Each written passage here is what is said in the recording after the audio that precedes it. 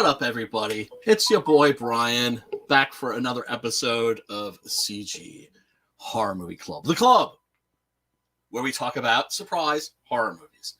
Now, if you don't know the format of the stream, basically what we do is we always try to pick a movie to watch in advance of the stream, but it's always something that's not behind a paywall. So I always put the link in the description. You can check it out below. And it's always something that's either on Tubi or on Plex or YouTube. It's always something that's not behind a paywall. So that way you get easy access to it and you can watch the movie ahead of time before the stream and then, jump into the conversation. Let us know what you thought about it. Or if just from hearing us talk about it, you think to yourself, like, I got to check this out. Link is in the description. And also be aware that if I provide a link, it's to an uncensored version of the movie. And Tubi does show movies uncensored, although they do have commercials, like commercial breaks, but they're far and few in between and don't really mess with your experience. Of course, tonight's movie is one of those movies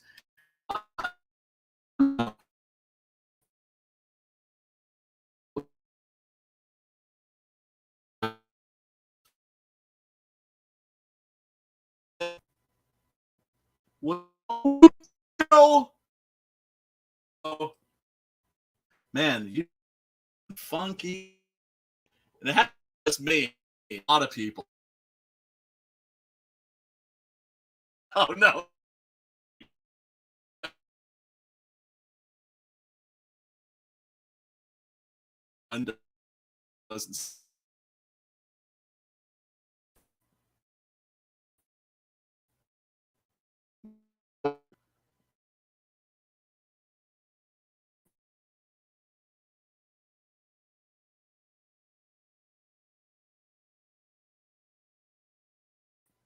All right, this is so.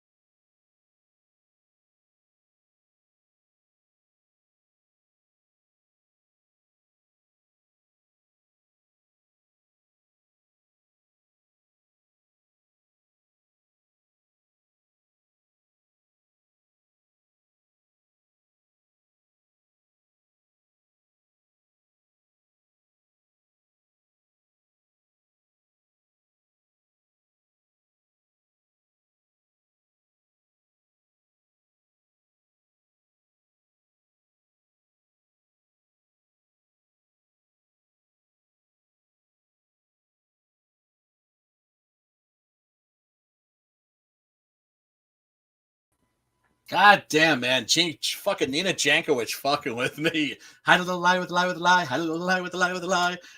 Man, I don't know. I'm not the only person that's been, having funky issues with YouTube.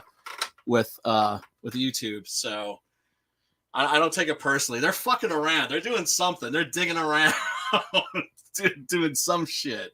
I know that. Anyway. Welcome back. Yeah. What up, Pops? Yeah, it was Crom's fucking with me. So what up, everybody? Thanks for tuning in, and if you're still here after the technical difficulties, I salute you. Jesus, man, I hate that shit. It is frustrating as fuck. Anyway, the movie we're talking about tonight is, I think, a really special movie. It's Neil Jordan's The Company of Wolves.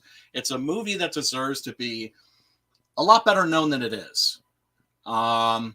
I'm not saying it doesn't get any love, but it doesn't get the love that it deserves. And I think that's because it's one of those films that is in that nebulous genre of the art house horror film. Now, art house horror is like an interesting subgenre. It might be my favorite, to be perfectly honest. I'm a sucker for it. Now, what do I mean by art house horror? I'm talking about movies that are, well, part art house film, but also horror movies. And there's something about, well, here's the thing. Horror fans will watch art house movies, right? Art house fans will not watch horror movies. So it's for a very, very, very small audience. What would I consider the first art house horror movie? I'm not sure. I'd have to research that, but my best guesstimate would be Paul Morrissey's Blood for Dracula, which is also known as Andy Warhol's Dracula. And even though Andy Warhol had nothing to do with it, it was made by people that were associated with Andy Warhol, so it's just like Andy Warhol's Dracula, whatever. And man, it's just like, I love that movie. It's very peculiar. It's like, it's part horror, it's part comedy, it's part art house, it's and all kinds of what the fuck. Other great examples are the follow-up to that, Paul Morrissey's Flesh for Frankenstein, also known as Andy Warhol's Frankenstein, which is shot in 3D and has the famous line from Udo Kier, "You must take life and fuck it in the gallbladder." Yeah, I'm not making that shit up. That's in that movie. But oh yeah, and then of course I would say Valerian Borochik's Dr. Jekyll and His Women, which is an incredible movie. If you've never seen that, it's astounding, and one of those films where you just kind of can't believe that you're seeing what you're seeing. So Company of Wolves, I think, doesn't get the appreciation that it deserves because art house critics, well, it's horror, so and horror fans are kind of like, well, all right, it's got like cool werewolf transformations, it's got quite a bit of gore, and it's got atmosphere out the ass, but at the same time, like, what the hell is going on? It's deliberately obscure, it's surreal, it's strange, it has atmosphere out the ass. The director, Neil Jordan, is probably, he's almost certainly best known for a movie called The Crying Game, which got a lot of attention when it came out in the early 90s. And it was pretty much a remake of one of his earlier films, which is Mona Lisa. Jordan is an interesting figure because he's a guy who comes from Ireland and made a movie called Danny Boy about a guy who meets this young girl, has a little dubious sex with her, and then she gets killed by some IRA goons, and he goes out to seek justice or vengeance, I should say. And it's a very low budget movie, but it's incredibly well made. And that got him the job for this. And this is his second movie. And what can I say? It is something really special. Oh, what up? What up, Slipstick? Everybody in the chat, thank you so much for hanging out. Pops, what up, brother? Oh, and we got my boy Matt. Maybe he'll be able to pop in. Let's see. Let me see if I can share the link. I had to switch browsers to whatchamacallit. Oh, there we go. There's the invite button. It was obscured. I had to switch browsers to to Chrome because Firefox is acting funky. Although I think basically just YouTube in general has been acting really kind of funky because I'm not the only person that's been experiencing these issues. I think they're getting ready to, drop the bomb, as it were, and Thanos snap us all out of existence. We shall see. I sent the link. What are you motherfuckers talking about? Hold on a sec. Did I send? I sent the link. It's in the Horror Movie Club description, mofos. There we go. There it is. Okay. Because maybe now it's a different link because I had to switch browsers or some shit. But I don't know. This is some bullshit. Anyway, check it out, folks. Who happens to be here? My boy, your boy especially. More your boy than my boy, Matt Butch Cleaver. What up, Matt? What's up, man? How you doing? I'm good, brother. How are you? Pretty good, man. Just got back from Mexico, and man, just good to be home. It was fun out there. Watched that movie that you're talking about right now. It's pretty good. Awesome. Yeah. Excellent. And so, when did you bring me back any El Santo merchandise? Any I didn't see any out there, to be honest with you. Because I was out in Guadalajara, right? Yeah, and some other towns. I went up in like the mountains too, like deep, like 3 hours from there even. It's pretty crazy. It's beautiful, right? Like lots of like old like Spanish like architecture and that kind of a thing, like cathedrals and shit, I think. Yeah, there's tons of cathedrals out there. It felt like I stepped into like my Butch Cleaver book. I hadn't even been there before. Felt like wow.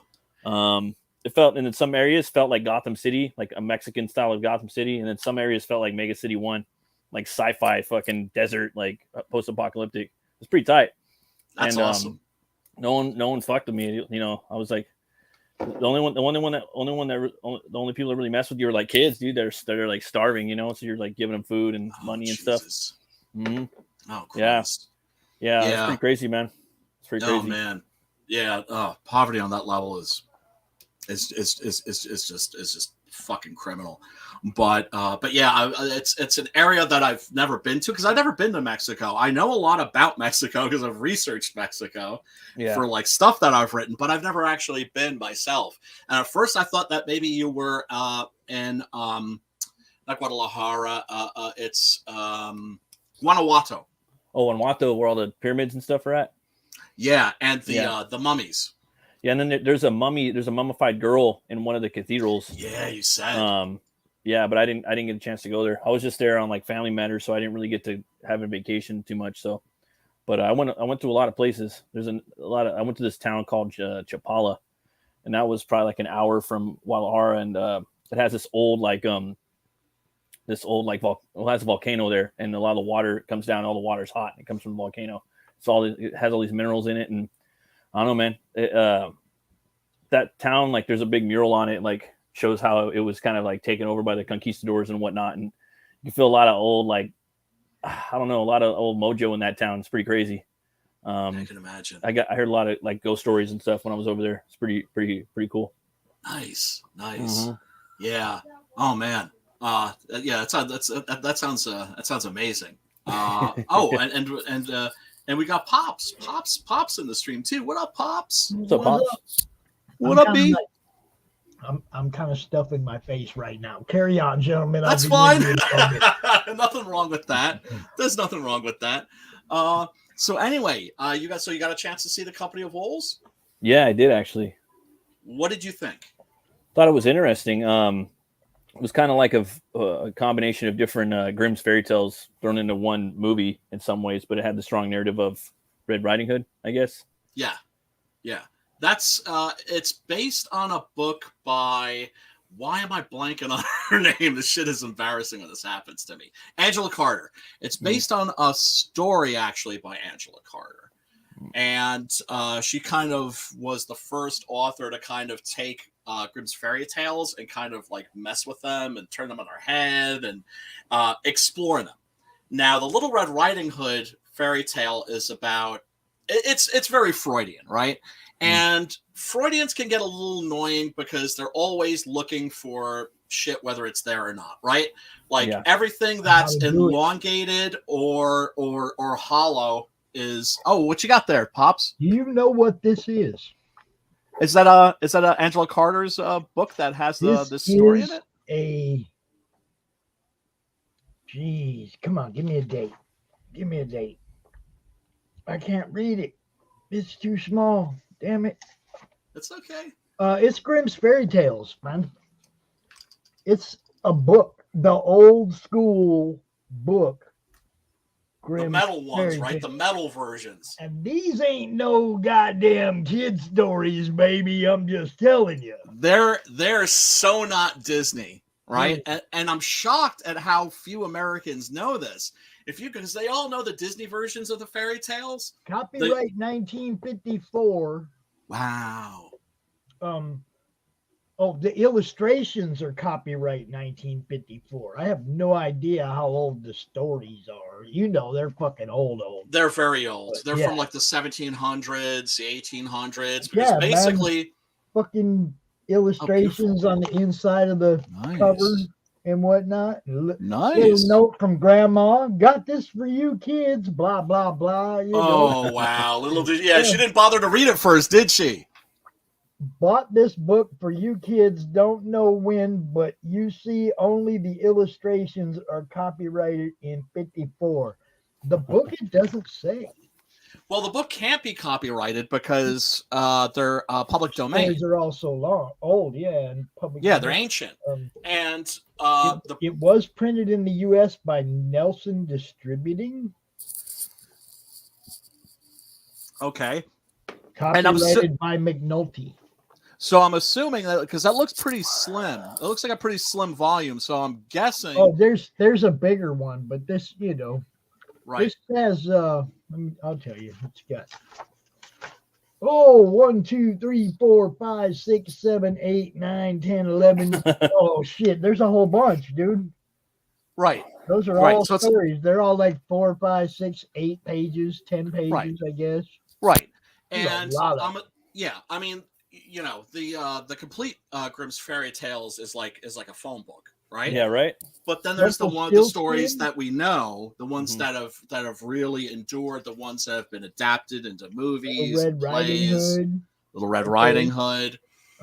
You got Rumpelstiltskin. Yeah, Hansel and Gretel. Yeah. Which is the most fucked up, I think. I mean, it's about these parents that can't afford to feed their kids, so they basically lead them out into the woods and just leave their ass there. Yeah. Right. They put them on the Trail of Treats. I've been reading about the Trail of Treats in other books.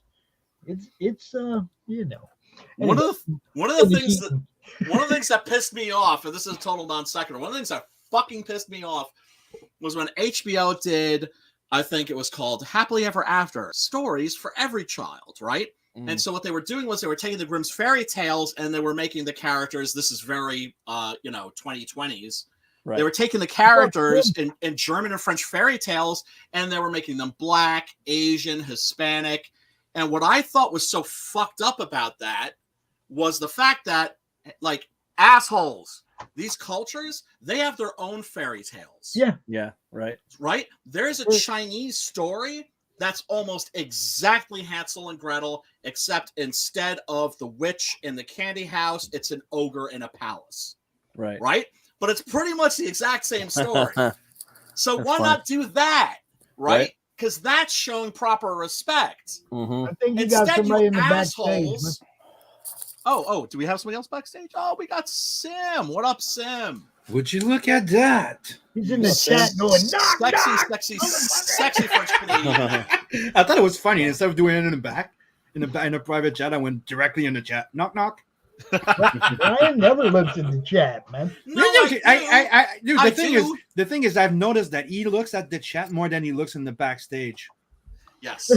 That's because I have to scroll down to that's including the super chat. So I have more chance of him seeing the knock knock in the chat than in the private chat.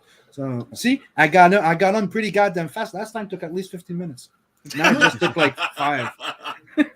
Hey man, I saw you, bro. What's up? What's up, guys? What's up? What up, Sim? Good to see you. I'm trying to make the best out of a shitty day. Well, what happened? They still ain't give me your money yet. I know, but technically, I got an answer finally. Oh wait, that's still going. Hold Wait, on. whoa. That bullshit with the strike, is that still going on? Yeah, it was.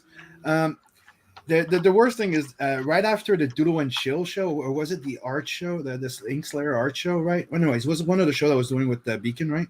Hmm? I got a message from Indiegogo. I'm like, oh, finally, I'm getting a feedback from the ticket, the mix, because I got the ticket. I answered the ticket. I also sent another message going, what the fuck? And I'm supposed to have my money since the week of the 13th. I have nothing, right? Damn. So I'm like, I have nothing. So I see an answer. I see an email popping out. It says Indiegogo. I'm like, oh, I got an email from Indiegogo. Maybe I got some feedback, And it goes, please rate our customer service.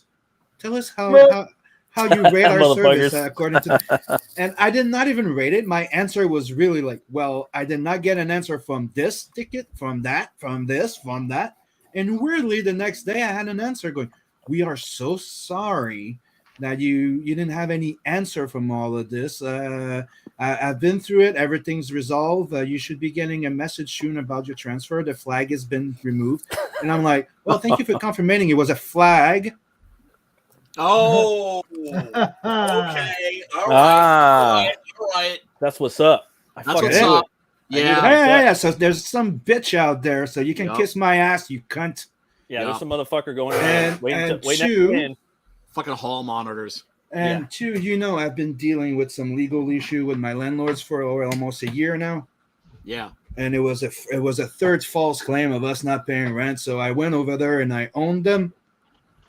So third, another win, but I'm still waiting. It's been 8 months and I'm still waiting for my case to be seen where I'm asking for compensation for $25,000, you cunts. Yeah, man. I hear that, man. I mean, I'm guessing the courts are tied up there like they've been tied up here.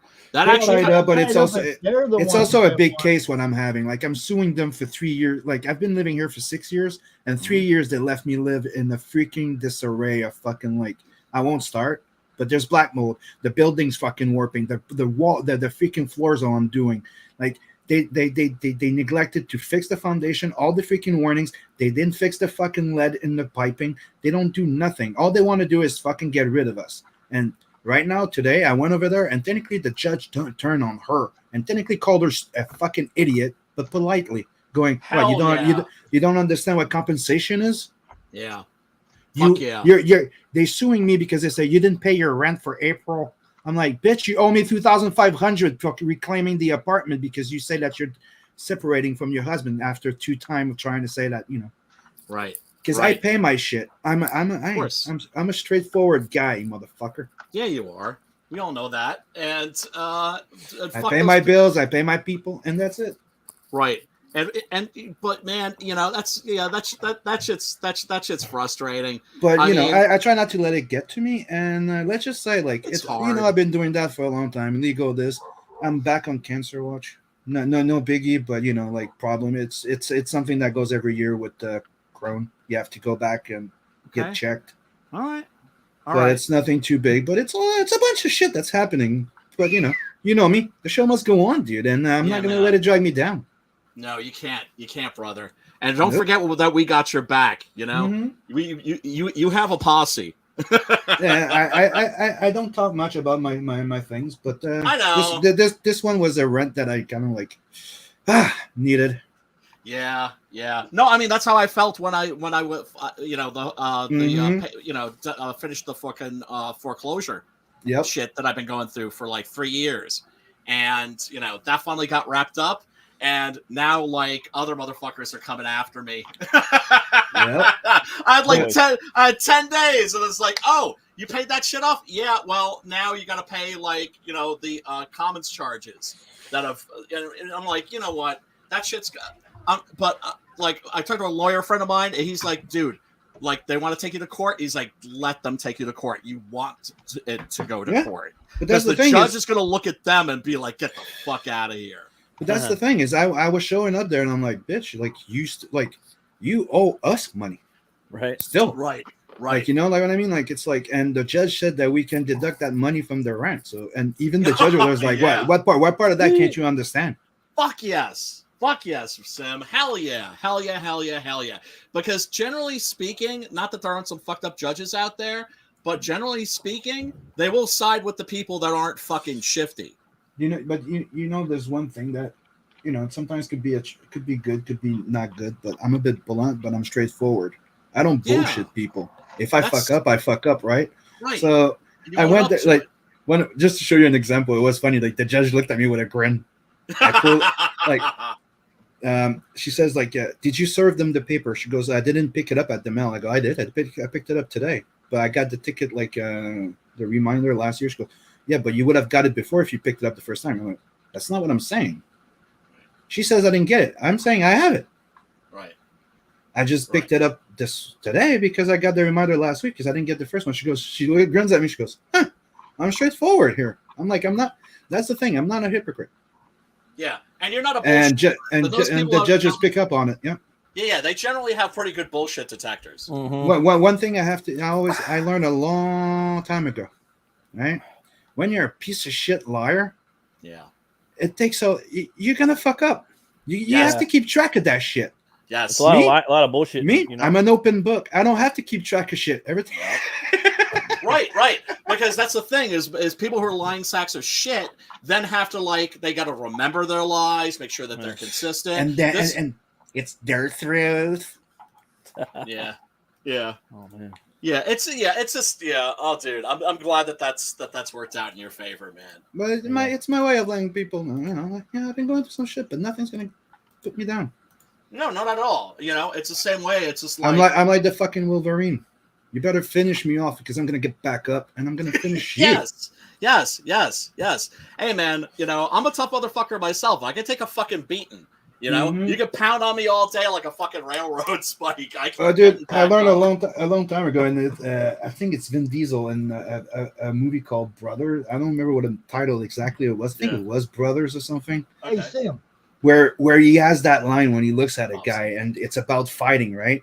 Yeah. And he goes, "How many fights? How many punches did you get punched in the goddamn face?" Because I can tell you one thing, I can take it. Yeah. Hey, Sim. Yeah. I was that kid at school, man. Like, kids could hit me. Nobody ever fucking put me down. Nobody ever knocked me down. What's up, Pops? I got something for you. It's really pretty rock to throw at that motherfucker. That is a pretty rock. That is a pretty rock. No, my granddaughter brought this one up. It's all. Oh, man. But, an example of not throwing rocks at all the dogs that are barking. Look at that guy that had a problem with my design of that demon abortion there. I didn't bother with them, and they're gone. Suck my dick. Yeah. And if you took the time to read the comments, it was fucking enjoyable. Did you check any of them? Just for the hell of it?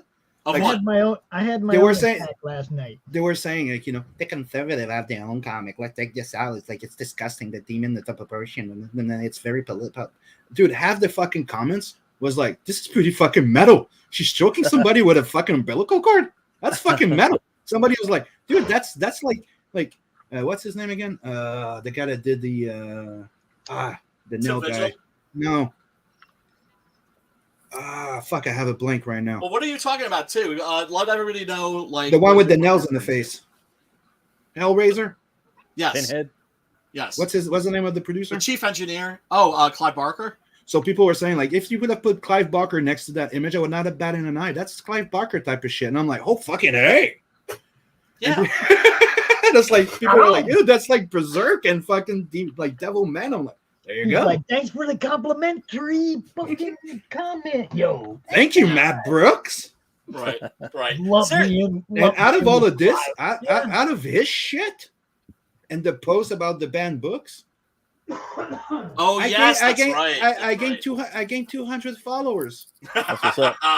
Yes, that's what's up. Just the book post that they didn't like, because I posted that link before you went out on me, right? Yeah. And bizarrely, right after that, I got flagged. Yeah, isn't that interesting? Isn't it? Once you attract the attention of those motherfuckers, man, yeah, they keep an eye on you. How dare I have a post that made 78K likes, right? Yeah, that's awesome, dude. So that's awesome. I got this package today. What you got there, Pops? What you got? It's from that It's from that guy over there. Oh yeah. This So you got your douchebag? 6 gun. You got your 6 gun. It's from Brian. Oh yeah. This thing is heavy and packed full. Okay, Yeah, so it you is. probably got the freaking trade paperback with it. Now he got this. He got the solo issues, Oh, but that's like Floppies. 8. That's like Brian 8 knows me. floppies. Brian knows me. He knows I'm a collector. He knows. Yeah, man. Yeah, man. And make sure all Oh. shits are signed, because if they're not signed, then I'll have to send you new ones that are signed. But I'm pretty sure those are all signed. can't And there wait should to also get be the mine. Shelby Robertson limited edition trading card in there. I'm gonna brag. Brag to everybody about what I got. I'm about 90% done with fulfillment. So bitches, if you still want the new 6-gun, a lot of this stuff, a lot of the limited edition stuff, I'm gonna be pulling the plug on the campaign. Plan is like in about a week. I thought the plan was this weekend. It was this weekend. Okay. The closeout party is Sunday night during CromCon, 9 p.m. Eastern. Be Oh there. shit. Oh shit. Oh, Dude, I met- Dude's I met- forgetting the shitty books. Look at him. Well, yeah, there's a possibility I may have to like move that, but we'll discuss that. We're That still gonna off do there. the party either way. Oh fuck yeah, You know? yeah, I'm down. I'm Even, down. even if we have to wait a few more days before it closes, we're still gonna tell everybody. It's closing, motherfuckers. Get there. Yeah, man. Oh, by the way, I want to show you guys something. I got another good news. Boys, the Preston. Oh hell yeah, dude. Oh, Yeah, Yes, boy. Brian, they Can't are. wait. I can't wait to get my block. Mm-hmm. What, did you get yours yet, brother? Nope. Are you? Okay, I know I mailed it. It's You did? on its way. Yeah. Oh, sweet. Dude, Okay, so Like I okay, said, so- I'm about 90% done with fulfillment. Brian. Hey, check this out. Here's another good news for you guys. Yeah. What's up? Check my screen. Oh. The other one. Oh, okay. Well, hi, Rock. Hey, the murderer's here. I mean, the Uh-oh. Oh shit! The Got badass. approved, huh? Took a month, but yeah, Bitches. it's approved. Nice. Congratulations. It took a month, huh? They say it's because they have a lot of campaigns. I reached out to them and they answered to me in one day, which was pretty cool. What, dude? You are going to get a whole audience that you didn't have before. You're gonna have to talk louder than that, dude. What's he saying? What's he saying? Is that Zeus? No, this is the killer. Oh no, he's the one that did the damage on Zeus, huh? Dude, he whooped Zeus's ass, dude. Oh my god! Look at that handsome face. He He is a little bit sorry though. He has been remorseful, haven't you? Aw. You hurt your brother? Yeah, a little bit. Yeah. Yeah, lot, huh? Aw. He Look at that told face. Zeus did go run out the door today, down the stairs and out into the yard. So he's Okay. back to normal. Everything's normal. Oh, that's good You news. know, That's good news. you can tell he's still a little bit sore, but he's ready to run. He's been cooped up for like what, almost a week. Is he ready to like I don't know, do like a sneak attack with like a steel chair, like professional wrestling We are style? look, he's the one. Zeus is the one that goes hunting, that runs through the shot collar and goes down to the lake looking for stuff to eat. Okay. The deal is that Zeus was on top of Rocky, right? And Yeah. Zeus had a hold of the scruff of, good stuff. back of Rocky's neck, and he's shaking the fuck out of Rocky, right? So to me, it looked like Zeus was kicking Rocky's ass. The Right. problem is that Rocky was underneath him, and he had a hold of his armpit and his leg. And the more Zeus shook him, the more Zeus was shaking his own shit up. Right. You see what I'm saying? Yeah. It's And, like when people get cut by cats, what usually happens is a cat will like just grab you and then you You pull pull your it hand away, away yeah. and their claws are like hooks and you just go Yeah. Cats are psychopaths. Okay. yeah, baby. I mean, Well, if you Rocky die, a had cat will come up really- and bite your face. A dog will lick it. You know. I wanna Rocky show had a one- serious I- hold of Zeus's Dogs will leg. wait. you Dogs will know. wait for you to rot, like to be dead for a while before they start eating you. Cats are just like, Hey, let's just tuck right in. Cats are big. Yeah. Hey, I want to show one last thing from that campaign. Please. And I want to tell you guys one thing. Oh yeah. This is the exclusive cover for Kickstarter. Okay. Booyah. Okay. Yeah, man. It also has a version of it that's going to be an unlockable in the stretch goals, which is going to be a naughty version of it, a print. Woohoo! So the reason why I'm hiding in it is because, one, the cover is going to be the exclusive on Kickstarter. If you want it, you're going to have to go on Kickstarter, right? Right. But everything that gets unlocked on Kickstarter, Indiegogo backers will get it as well. Because the entire premise of this is to unlock the extra story. It starts with 100-page. If you see 96-page plus. If this gets funded, the book gets 100-page. Booyah! And it will get funded, dude. I'm telling you. With Kickstarter, it's like, look, I understand why people don't like Kickstarter, but look, there's no reason not to use it. Certainly for like second chance campaigns and that sort of a thing. Sell your books. I don't care where. Yeah. Technically, it's visibility. We have to try and get all the readers. And before I start doing the crowdfunding or whatever on my website, well, I want to try to attract as many people and build the fan base, trust man. of many people. Yep. Yeah, build the fan base. That's what it's all about, you know? And there are people that will, because the thing that sucks about having a campaign on Kickstarter, you can't advertise it. You can't go on other websites and advertise it. You can't go on Reddit and advertise it because the hall monitors, the moral busybodies will fucking go, oh, who's this? And they'll look up your fucking, your Twitter history and be like, oh, yeah, he needs to go, and you'll be banned, right? They did that to Mike Barron. Yep. Wow, that's gross. Except he got those resentment bucks. We don't get those. Yeah, I took Mike out on so many shows when they went after Florida Man because of Chris. It didn't even have anything to do with Brian, Mike. It was because the guy running his campaign was CG, Chris Brawley. Right. Braley. Yeah. I love Chris. Yeah, Chris is great. I took Mike out everywhere I could. I was like, no, they don't get to cancel my friends. Fuck that. If anybody wants their campaign highlighted, reach out to them. Like they have, like you go on their website, you can submit them. It's not guaranteed to be picked up, but if they like it, they like what they see, they will write a piece for it and promote your book. Yes, they will. And they Kickstarter? do it greatly. Kickstarter and Indiegogo, they don't give a fuck. No, they don't. It's Bleeding Fool. Bleeding Fool, Bounding into Comics. They have our backs. But the thing about Kickstarter, press release, damn it, I forgot. Yeah, man. The thing about Kickstarter is that you're going to have people that just stumble across your campaign. That's what it is. That don't happen. That don't happen on Indiegogo. That's the thing. Like we tested. Me and Brian tested it a long time ago. Brian did the test. He put the trade paperback there on Kickstarter. No promotion. After we discussed it, we're like, somebody needs to try it. Like, just put a campaign there at a really reasonable funding. And just not promote it and just test it out. Yeah, and just hang out. And you made what, 3,000? Yeah. I made like 2,000, I think. 2,500. I think. Bycatch. And so you're there just fishing for swordfish and you're picking up turtles in the net. Yeah, and me right now, Kickstarter is technically just extra money to put over my Indiegogo. And like I said, Indiegogo gets everything that gets unlocked on Kickstarter. Every fucking thing. That's awesome, dude. And you can run both campaigns simultaneously? Yeah. You could. Yeah, you can if they have something different. Look at Billy Tucci.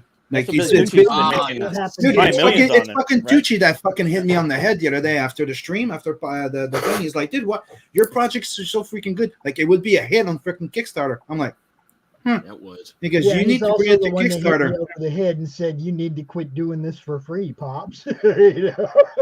And there's people that are sick and tired of pussified heavy metal. It's not heavy metal. Right. You know? The shit that you're doing, that's fucking heavy metal. Hey Brian, I was in Guadalajara a few days ago, and there was some parts of the city that looked like fucking Mega City 1, bro. Oh wow, yeah, you were saying straight up there's places in Mexico City that are like that too, where they have these crazy sci-fi looking buildings, and then you got the deserts on the outside. It's pretty crazy. Right, so I got a little story to tell. What you get? I ordered one book. Yeah, and you got all the other ones. I ordered one book. Yeah.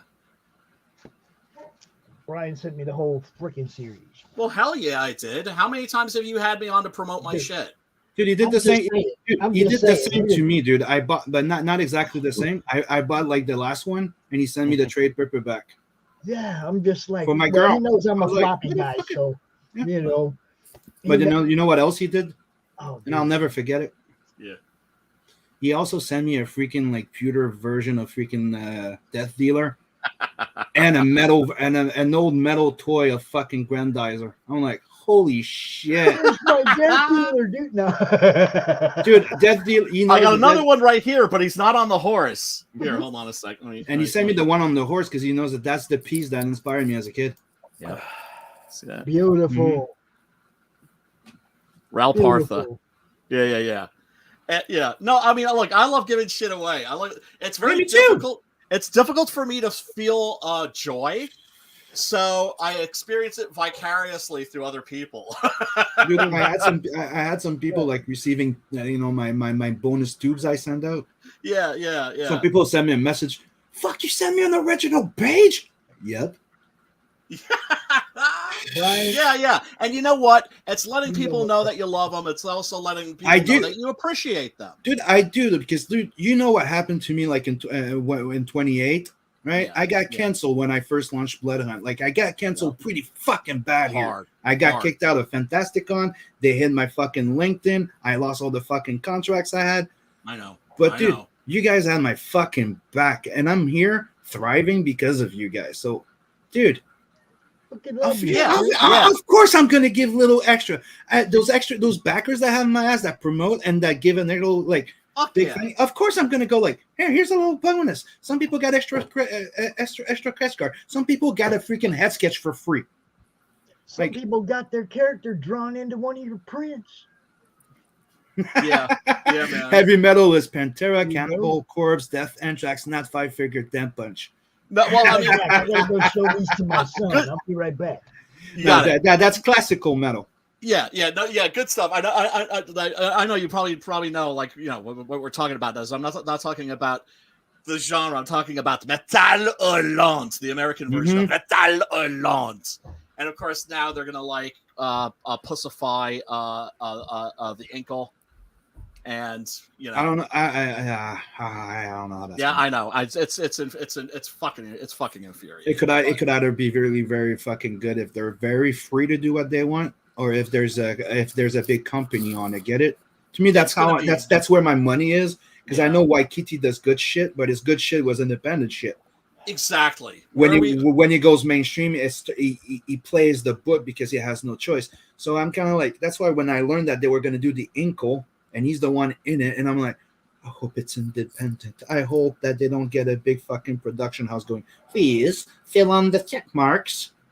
Yep. Well, that's exactly what they're gonna do. And have you seen fucking what Gore looks like? Oh yeah, I'm just about to say that right now. Right? And hey, you know what's weird though? It's fucking. I'm sorry. It's disgraceful. But you're gonna say, brother man? I was gonna say in the trailer, there's one little spot where he's got his nose cut off that I think Ripa and everybody else kind of looked over. But he doesn't have the tentacles. He doesn't have the black fucking robe. He doesn't have the black fucking like the max fucking splatter coming up the side of him. He doesn't have the black organic sword. So he looks like a monk. Not his nose cut off. He does have the Voldemort going in one scene. So I don't know if he evolves into that or devolves into that throughout the movie. But it's in the fuck veil.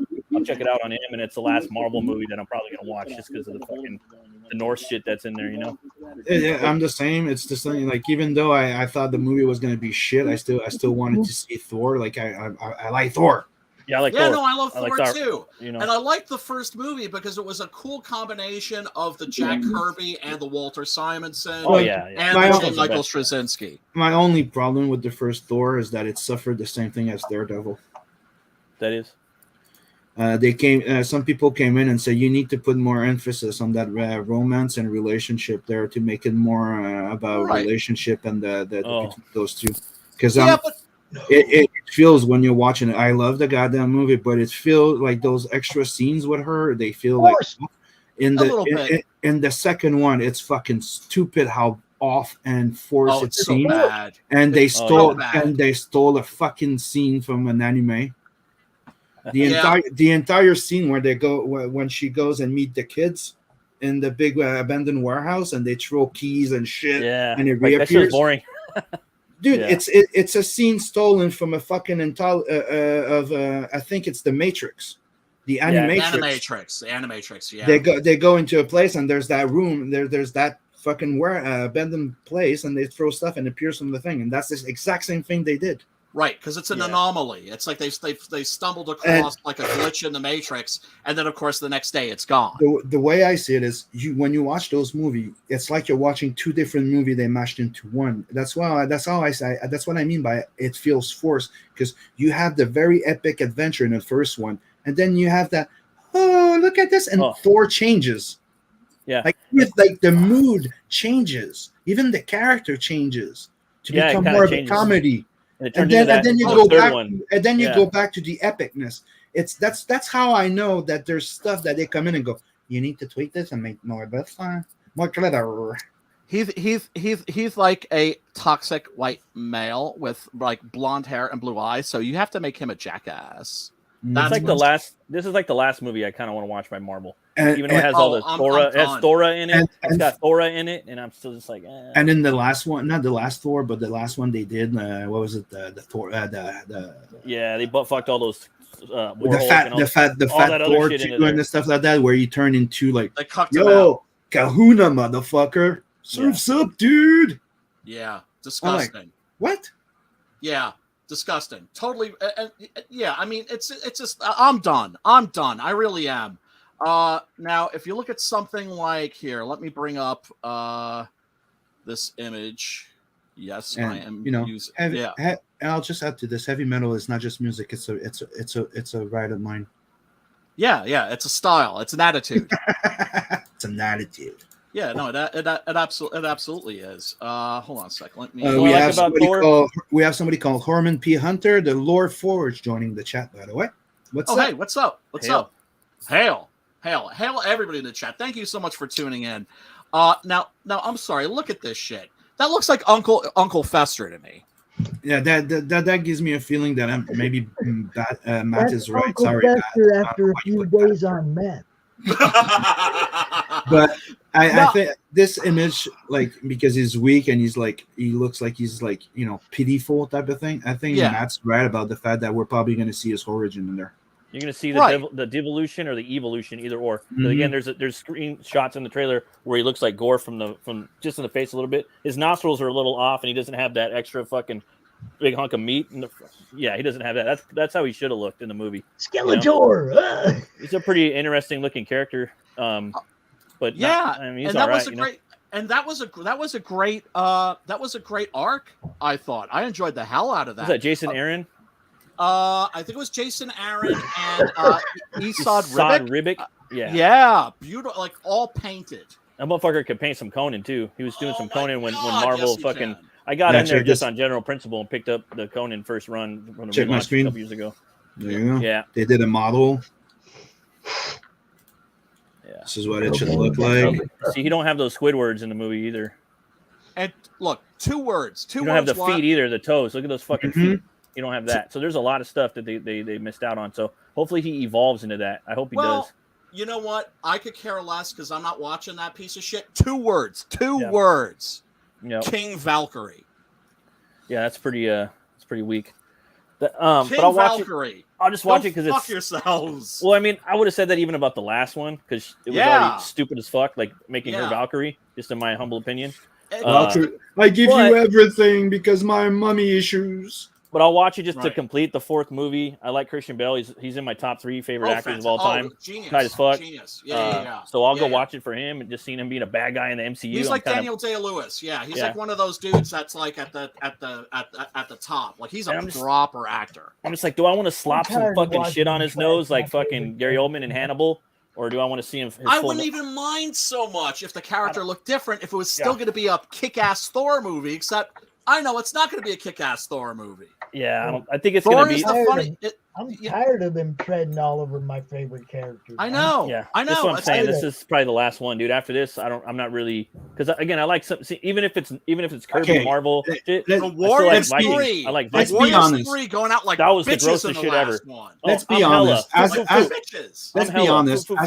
As Thor fans, Yeah. Chris Hemsworth was one of the is the perfect cast. He plays in perfect. Yeah, he When, does. Yeah, when they give him huge. when he plays in like when they're in the epic mode. He's He looks the fucking best in here. awesome. Yes. He's got his Right? fucking helmet So on. that's in the new yeah. one. that's I He's think got that's the why fucking helmet, so I was like, me and Matt are like, he's still in it.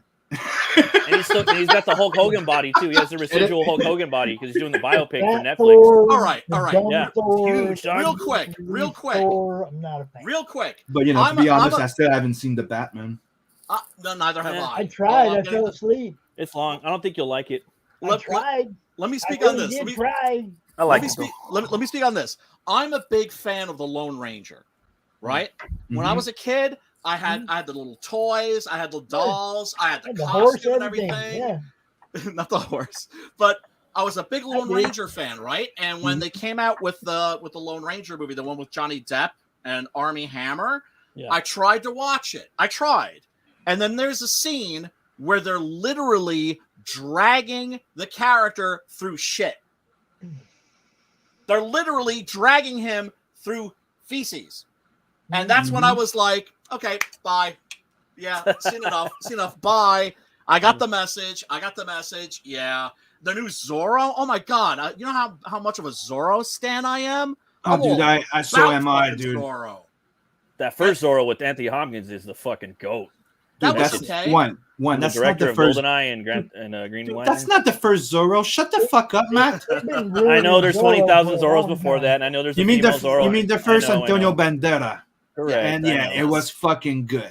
Yes, I know. It was I know there's alright. thousands It of was okay. Zorros before that, and there was a The female sequel- Zora. The Back sequel, in the the day, I know sequel that was too. meh.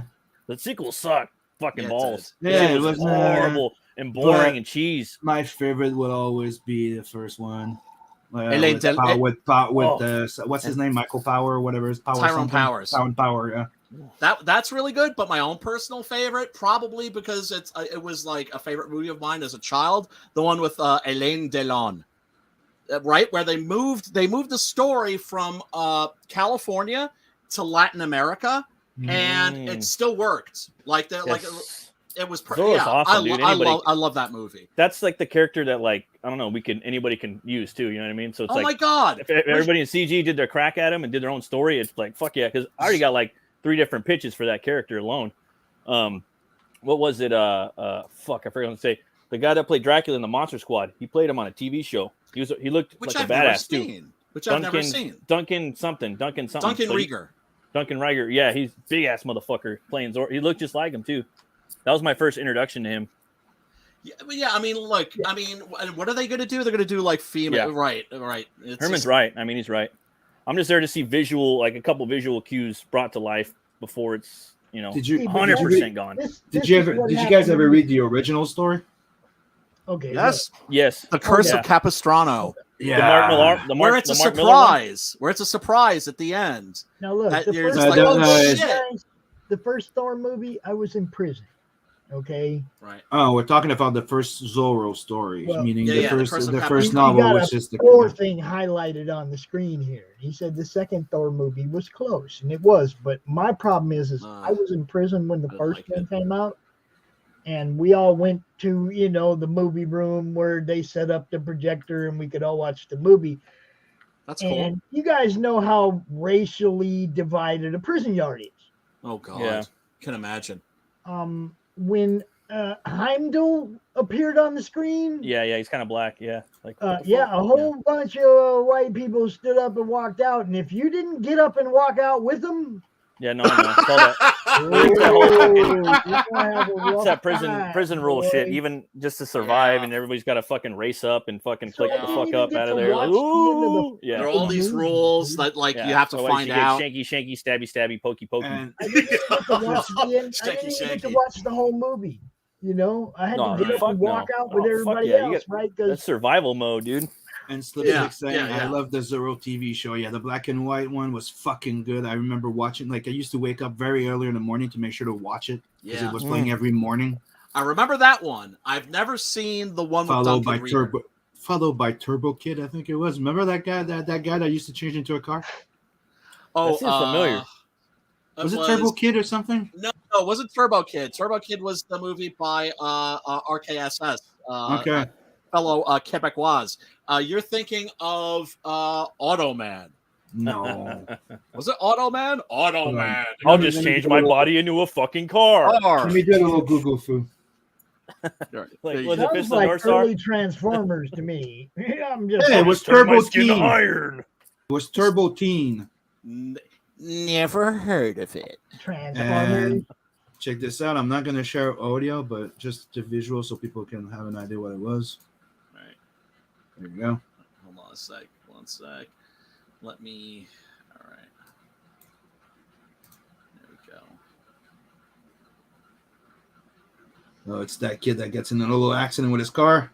Oh, no!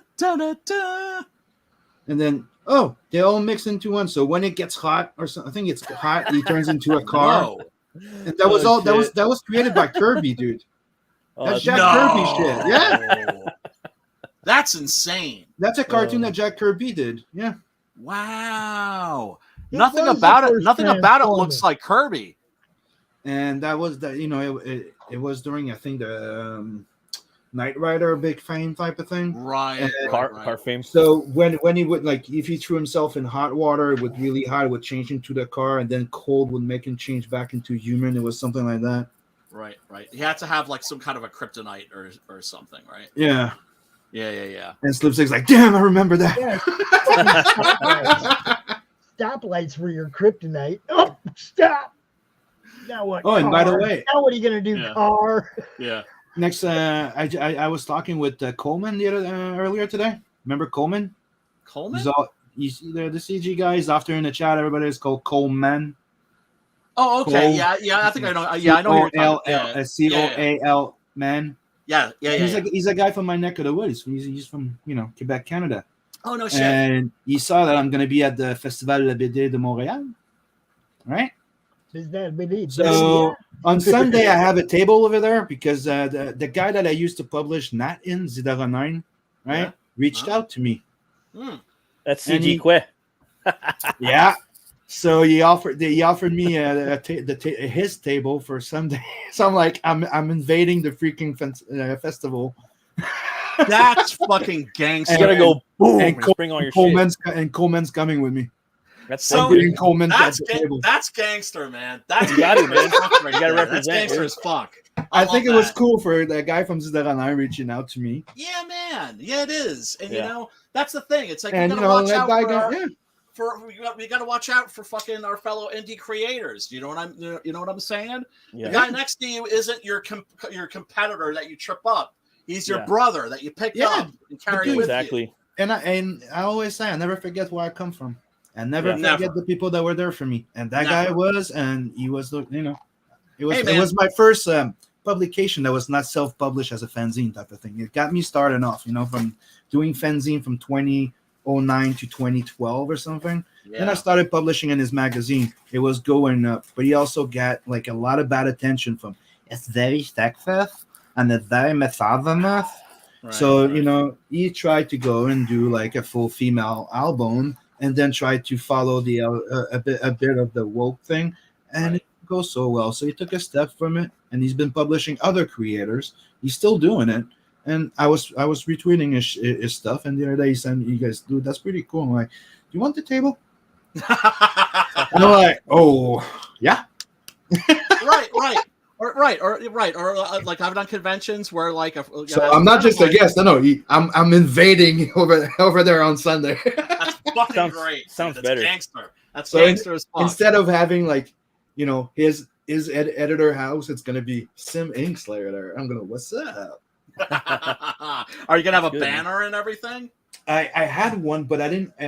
It's old with Vincent on it. Like, Right. hold on.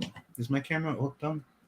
Don't ask me. No, that's not. I'm checking. I'm just thinking out No, loud. I know. I'm just busting your balls. But it's an old banner, and I don't have a new one made yet. So That's I would okay. love to have one, but I don't think I have time. And it's fuck. Yeah. Well, I mean, none of us know. It's like I was hoping to do the. East So Coast somebody go Comic buy Con. one of my original art on my campaign, and I'll buy a new banner. There you go. They're not that expensive. They're actually between here it's between 75 to 125 depending on what you want. Like yeah. do you want like the one with the hook or you want the one with the roll? You'll want the one with the little grommets, I think they're called, with the little holes, right? And Yeah, that's the cheapest one. The other one is it comes in the roll that you roll out, like a metal roll. oh yeah. Those are cool too. Those are cool as well. But oh man, I remember at the New York Comic Con, I had that thing set up, the big "fuck you" banner, and I had a corner table. And when people walked into the room, if they looked to the left, they fucking saw that thing. I honestly think that's like one of the reasons I sold like 400 comic books that fucking weekend. Oh, and you better bet your ass that we're probably going to be recording some videos or streaming a little bit while we're You got to, man. You got to. And it just sucks because it's just like New York Comic Con. I don't even know if that's happening this year. It's like here in New York on the East Coast, everybody's still kind of like thinking like, well, should we, shouldn't we? Are we going to get locked down again? And it's just, nobody's sure of anything. It sucks ass, man. But dude, that's why when I first saw that they were doing the Festival de BD on the they do it on the street, like one of the big streets in Montreal called Saint Denis, right? Dope. And it's outside, right? And it's free for people to go. That's so everybody can just go. Right? They used to do that in the park where there was tents. Now it's going to be in the street with tents, right? Yeah, that's cool. And I was like, yeah, but everything gets canceled and shit like that. So I don't want to pay like $200 something or something for a table, right? So I thought it was cool because I missed out. All right. So when he sends me a message like, do you want to take the table? I'm like, yeah. Yeah. But the thing is, I saw the Comic-Con one. I was like, maybe I'll consider going to Comic-Con again since I have more books and promote my bros. Yeah, kind of thing. But $450 a table for the artist alley. Dude, steep. For the artist alley, that's steep.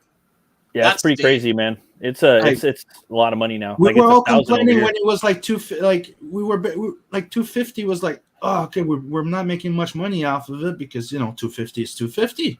Right. And when we're talking about the artist alley, we're not talking about a huge fucking table there. No, you're not. And you're not. And you could be in the middle of shit, like like, hey, here's some pins, here's some dice, and nobody knows where the fuck you are. Right. Yeah. Right. Yeah. So I check how much it would be to have, like, I was thinking of like maybe inviting like Chris. You know what I mean? Like, yeah. Chris has been meaning to come down to Montreal for a while, right? Or something like that. Come visit the family because he's part of our family. Like he's like a little uncle. Yeah. For my kids, and they want to meet him. So he wants to come, and I'm like, I was like, maybe I'll rent a kiosk. Let's see how much is a kiosk for like the artist. I'm like $750. I'm like, yeah, it's a lot of money, dude. You're a Comic-Con. You're a Comic-Con now. Electricity is not included. What about internet? And you only get 2 chairs. Yeah, it's $1,000 over here in Long Beach for 2 days, and it's filled with cosplayers. There's not even anybody buying comics either. Mark Wolfman, like I told you the story. That's the thing. That's how they're doing it now. He's like, what the fuck? There's no one. Dan DeDeal's walking by talking to him. No, not just that, dude. You get Edward Scissorhands walks by like, dude. There's so many people that were telling me that, dude. Just going how much the artists are charging for autographs and how much for the picture, that now they're broke. And I'm like, yeah. And you can't blame them. They want to meet the stars. Do it for free. You can't blame them. Like, you can't go like, oh, no. It's like, dude, you're going to meet your star. You're enjoying yourself. I'm good. But the thing is, you have to remind that. Then what's the point of us being at Comic-Con? We need to start like exactly. I don't know. If Comic-Con doesn't put more emphasis on us or something, promote us more or something, because that's what they used to do when we used to go there. When we used to only pay $150 a table, I used to go there, dude. I used to go there. Oh, hi, Sim. Hi, here's your table. I walk to my table. Do you need help? No, I'm good, thank you. And get there, have some coffee. They would reel out with a little something. Here's a little snack before to start your day, like a croissant or coffee or something. And that's how, dude, I loved it. And That's so fucking French. At 250, it was something similar. I didn't mind it. You have your little coffee. They come to check to give you a break too if you're alone at your table. So they'll check your shit while you go out, get yourself a lunch or something. But after that, it stopped, and then it raised to 350, and I'm like, well, what's the point then? It's crazy, man. Like I almost feel that like someday we need to Comicsgate and fucking CG and indie, who the fuck's in our network and community, however the fuck you want to call it. About that for years. We need to crowdfund a fucking convention where there's no fucking. It's just comics, dude. You know what I mean? Like it's mostly comics. You know what I mean? Where That's what I love. People getting tables. No fucking actors really. Like unless they're gonna fucking do something. I don't know, man. It's just mostly comic book people. You know. That way we can network and they could read my book. They could read his book and her book. And it's just all about reading comics. It's just about comics. It's nothing. It's not about video games. It's not about cartoons. It's not about movies. I mean, it's just be about fucking comics, dude. and anime and all that shit. That's what I love about the East Coast Comic Con. It was mainly a comic book convention. It's stressed. This is a Comic Con. Yeah, I remember when I was organizing the Fantastic Con in Montreal with some people. We were like doing like the bigger cons when I was there, because then after that they had to go down. Anyways, we were doing the big one, and we had a lot of indie creators there, right? Yeah. And dude, they freaked out when I went around. I'm like, okay, we're ordering food. Who wants to order? We're all ordering from the same place, and you guys don't need to tip. I'm tipping, and what do you guys want? Some pizza? Fuck. Want some tacos? Motherfucker. One of the things, if we all chip in $10, I'm ordering a few pizzas. Type of shit like that. They all like, yeah, book, and that's it. Yeah, it's fucking human up a bit, Jesus. One always people that their first. Am I the only one that is botting a bit? No, you're botting, Brian. Yeah. Now. Domo arigato, Mr. Roboto. Domo. So, but yeah, no, I mean, one of the things I was looking forward to doing too was like, okay, conventions are going to come back. Then we can start doing like little panels about conventions and give tips to people that have never done a convention before. Right. Matt's never done a convention before. What information can we share with him? Big tips and little tips too. Little fucking things like humaning up and saying, first of all, exchanging comics, right, with your neighbors, and getting to know them, and have like extra snacks and stuff with you. Like, hey, like if somebody's hurting, like, hey, you want some cashews? I got a big bag of cashews here. Another thing that's fun is, there's a lot of people that won't back on Indiegogo or Kickstarter. Sure. But all the books that I've bought in double. Yeah. I only have singles now. Interesting. Right? Yeah. I've had friends reach out to me. Hey, do you have a copy of this? And like, I had somebody reaching out to me. Do you have a copy of Cyberfrog? I'm like, I have one of the third cover. I have I have a double. And and the same thing with Seven Legions. Yeah. So that's one of the things like I'm starting to do. Like I told Beacon to send me like 10 copies of his books. Every time I'm gonna go con, I'm gonna bring them. Oh yeah. Like another thing I do is if there's kids, I'm like, kids get comics for free, right? Oh. And it's funny as shit. Like there's this kid walking by, and I'm like, you realize that kids get comics for free, right? And he's like, yeah. And then the parent sends the kids, because that's what I did. Like there's a con where I'm like, I gave kids that were asking me for sketches. I was sketching them for free. Like, so I did some Pokemon. I did stuff like that. And somebody comes back and asks me for Captain. I'm like, what was it? Oh, can you draw me Faust? Oh. I'm like, kid, you asking me for Faust? I look at the dad. The dad looks at me with a fucking grin. Oh, you motherfucker! Busted. But yeah, you got. I mean, fuck, man. That because really, that's the joy of conventions is the love. And that's when Sim. That's when you say, "I'll do it for you, pops." What you do with it, that's up to you. But I ain't getting in trouble with your wife. Sorry, I ain't doing that. Right. So, The Company of Wolves, bitches. Sim, have you seen it? What did you think of it? Which? The Company of Wolves, the movie that we're supposed to be talking about, but that we're not. I no, I didn't get to see that one yet. Yeah. I'm here as give me the taste of seeing it, everything.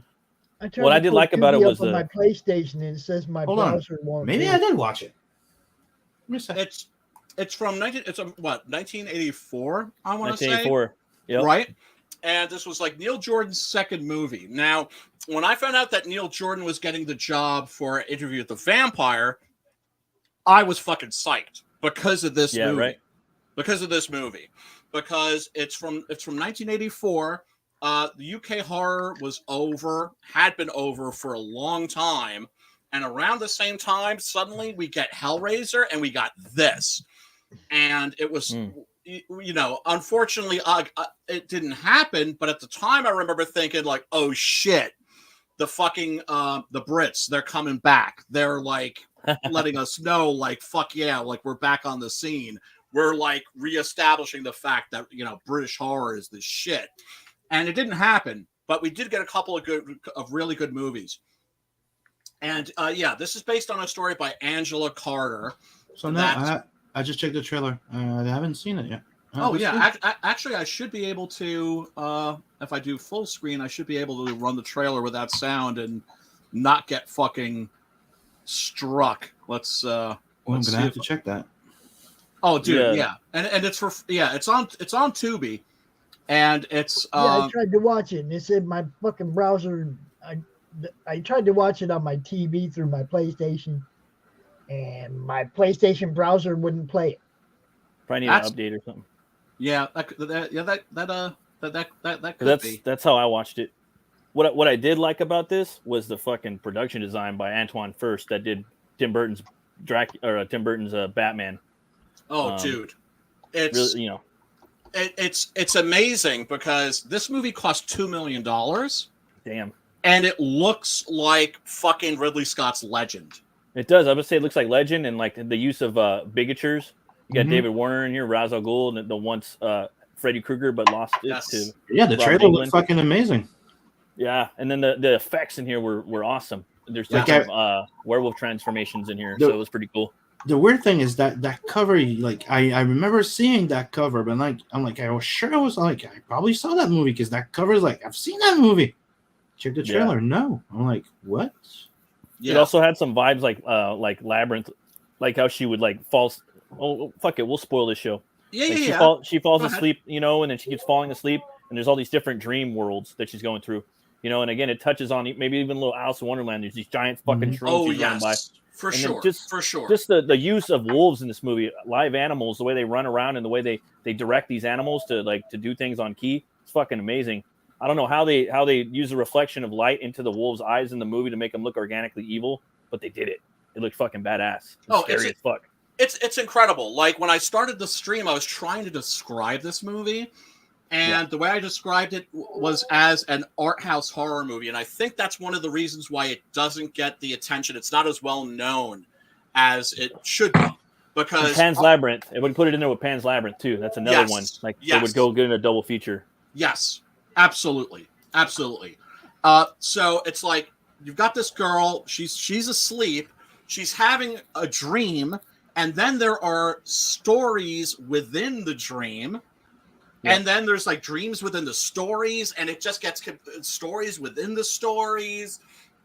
It's very disorienting. It's a wolf anthology too, like a Grimm's fairy tale wolf anthology. Like I was telling the lady, right? And I was like, "This is like Tales from the Crypt, babe. This is like an anthology." And those big fucking teddy bears come to life. That was crazy. Yeah. So you have these images, right? Because she's like a teenage girl.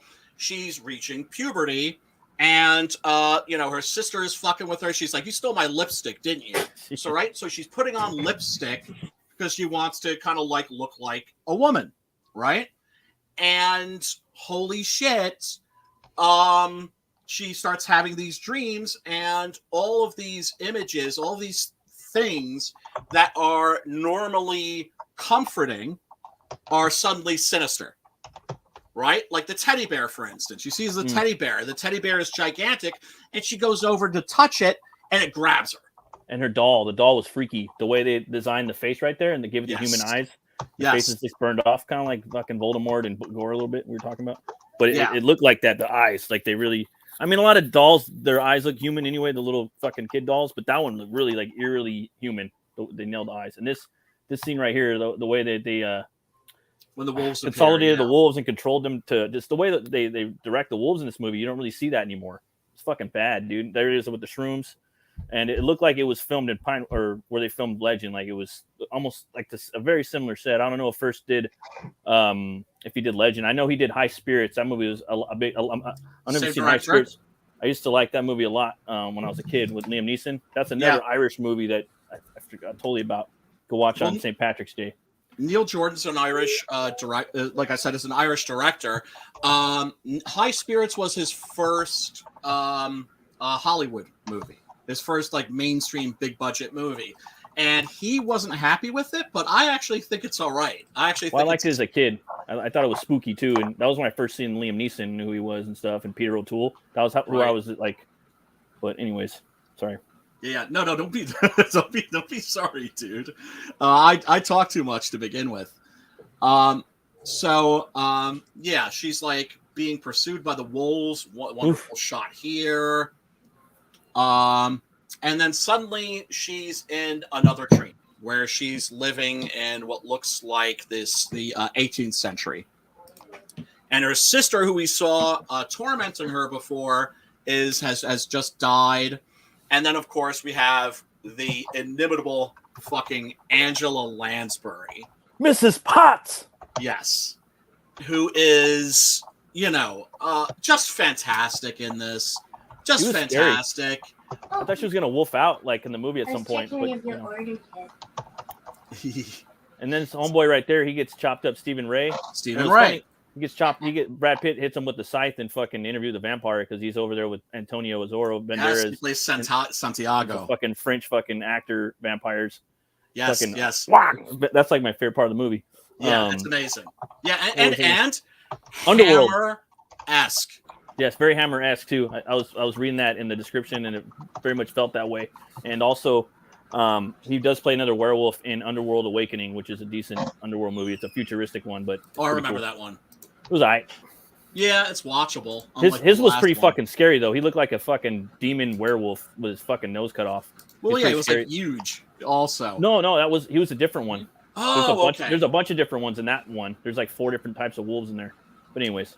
But yeah, there's this wonderful scene. Stephen Ray, he was in Neil Jordan's first movie, which is called Danny Boy. Then he was in this, and he's been in almost every Neil Jordan movie since. Now, Neil Jordan is a funny director because he's very hit or miss. I can't say that he's been consistently good, but he has made 3 horror movies that are all excellent. There's this, Interview with the Vampire, and then also Byzantium. Byzantium, he deliberately didn't go Hammer. He went in the opposite direction. And what I love about that movie, too, is there's a scene in it where somebody's watching TV and they're watching a Hammer movie. So he was like, kind of saying, like, yeah, I'm deliberately not going Hammer here, but I gotta tip the hat. I gotta, like, give props to the Hammer movies. So he managed to get like his little Hammer fix in there, as it were. But yeah, so then you have like her grandmother starts telling her these fairy tales, these stories, right? Now, a lot of these stories are taken from folklore. In this case, there's this woman who, on her wedding night, she and her husband bust the happy nut. And then he's like looking out the window at the moon longingly. And she's like, where are you going? And he's like, to answer the call of nature. So she thinks he's going out to have a slash. Nope. He disappears. And he disappears for a year. And when he comes back, his hair is grown really long. He looks like a wild man. She's got a screaming baby. She's like, where the fuck have you been? And she finds out the hard way that she married a werewolf. Now you notice how his eyebrows meet in the middle, Yeah. right? Unibrow. The unibrow, one of the true signs of a werewolf. Now, if you know anything about werewolf folklore, you know that there are certain indications that somebody is going to be a werewolf, right?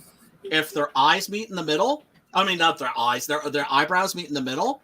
If they're the seventh son of a seventh son, if they're born with the caul, that's to say, if they're born with this like membrane around their necks, and also if they're a breech birth, also if they're born feet first.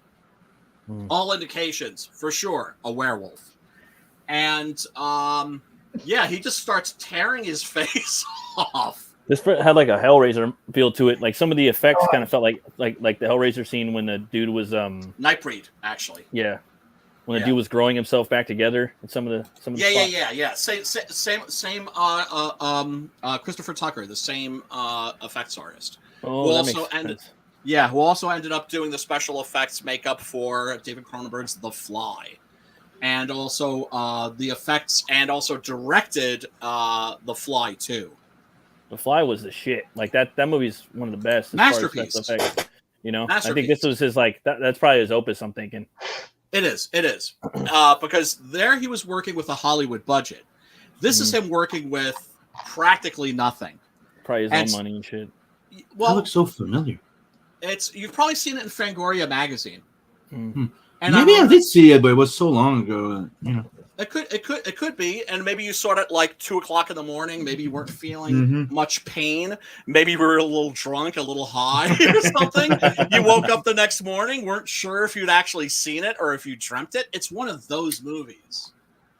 And so, the wife strikes off. He turns into a wolf. The wife strikes off his head. There's this flying through the air, and it lands in this bucket of milk.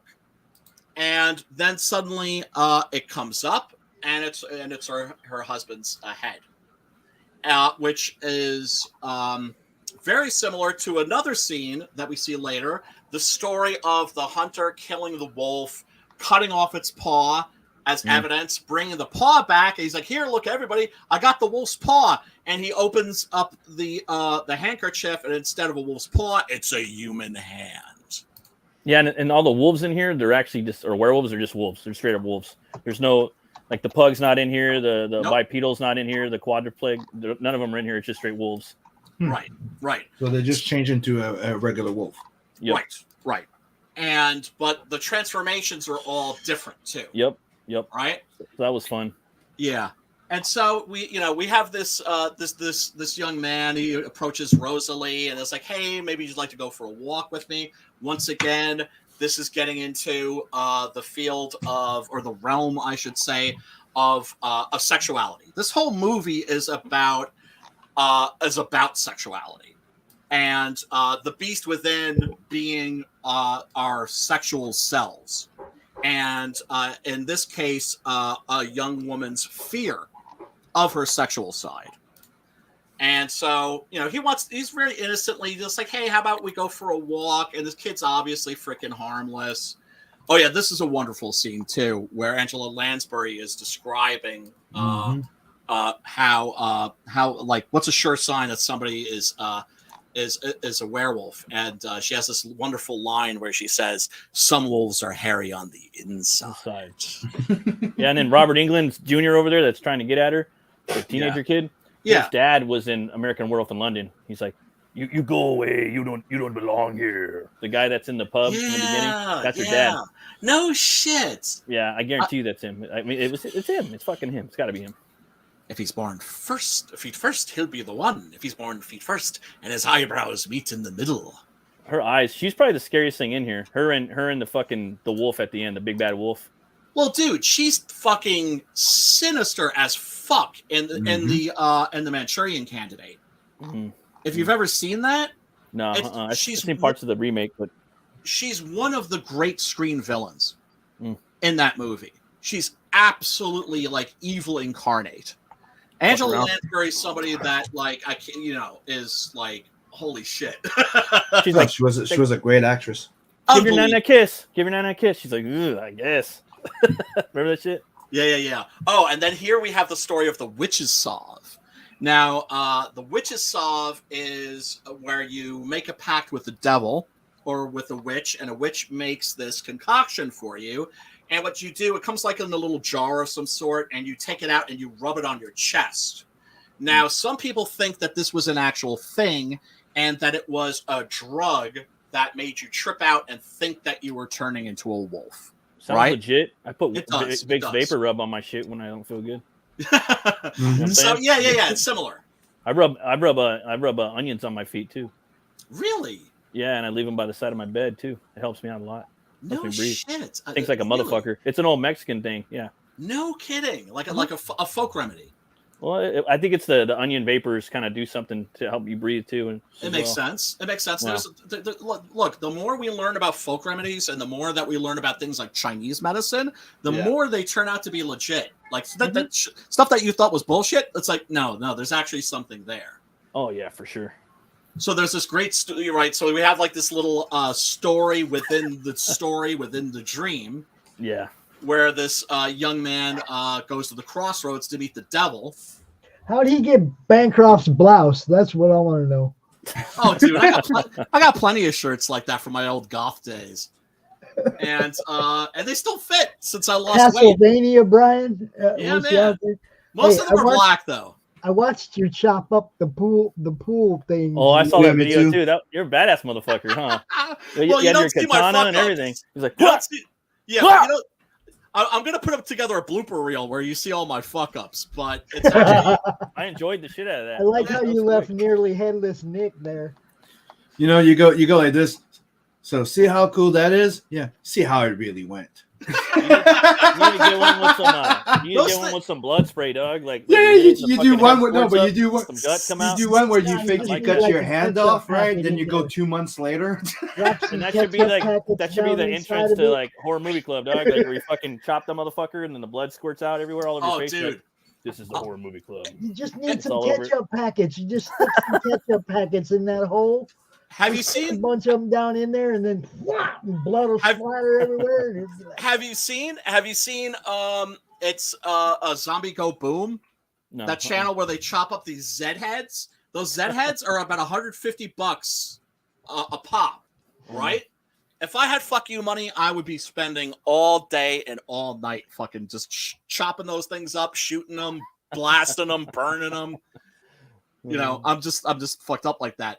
But dude, pool noodles I are know actually I would be the one serving the watermelon at I'm telling every you. family gathering. fruit Y'all ninja, gather around. motherfucker. There's a reason why there's a Gallagher. reason why you and Dave got along, Dave. Brian. Yeah, man. Yeah, man. Yeah, look, man. Pool noodles, those are harder to chop than you'd think, right? Now, what you usually want to use is tatami mats. Those are $15 a fucking pop, and that's not including shipping and handling, right?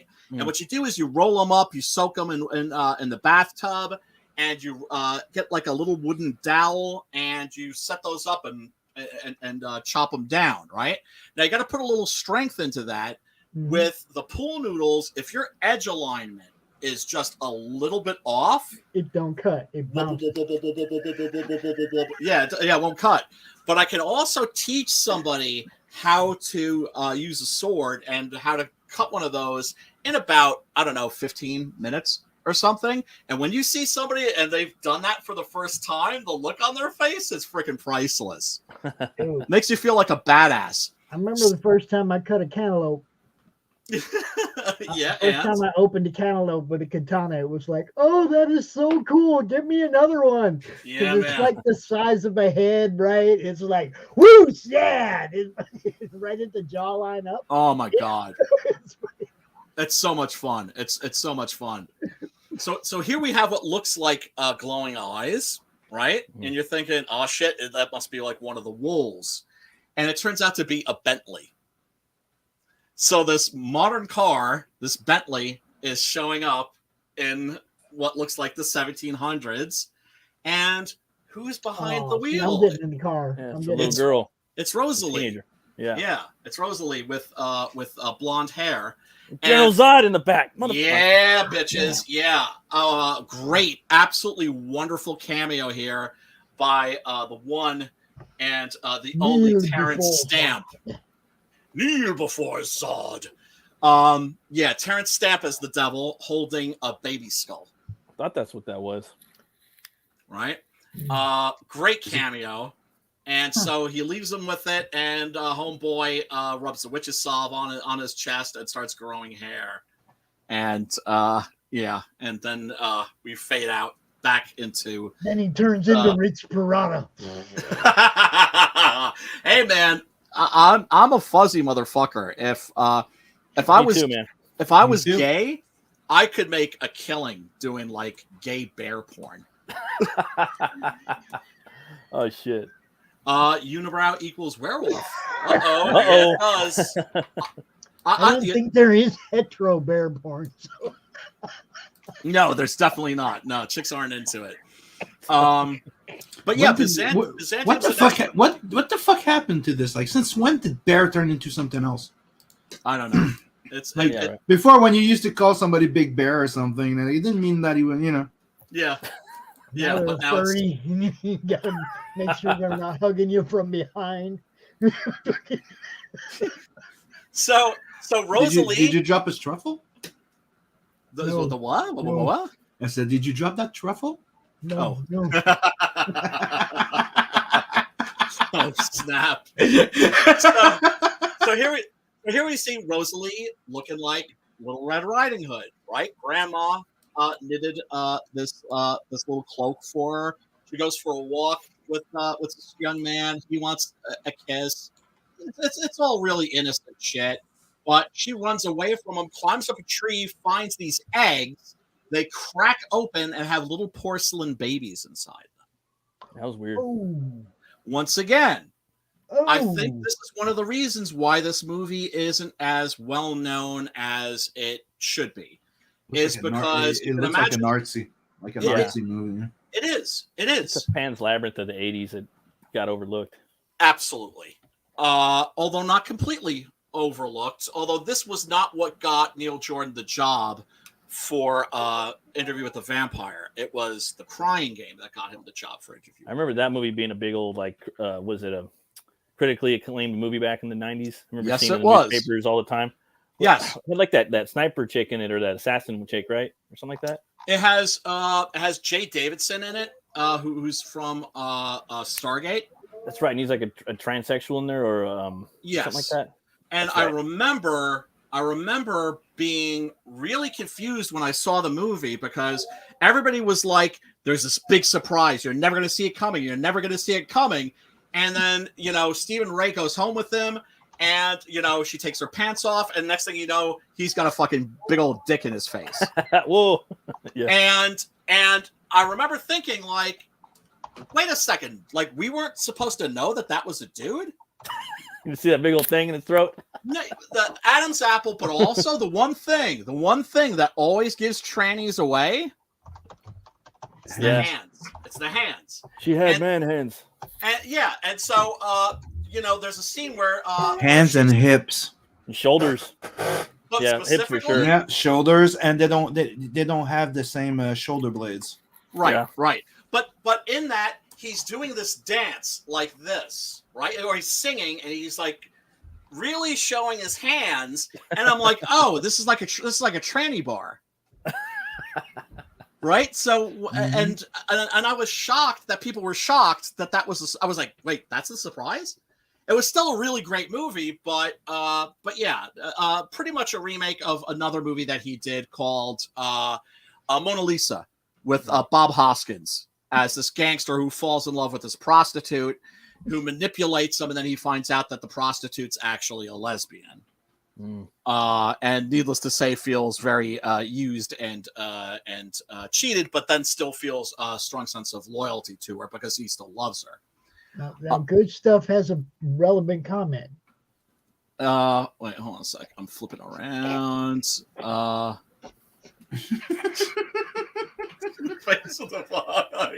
Hey, you snooze, you lose, man. You gotta fucking stay on your toes around us. You know that. Holy shit. Yeah, but yeah, I mean, that's what kind of made Neil Jordan famous, was that movie. And he is and always has been an art house director, but also not a fucking snob, right? Like but these fuckers, huh?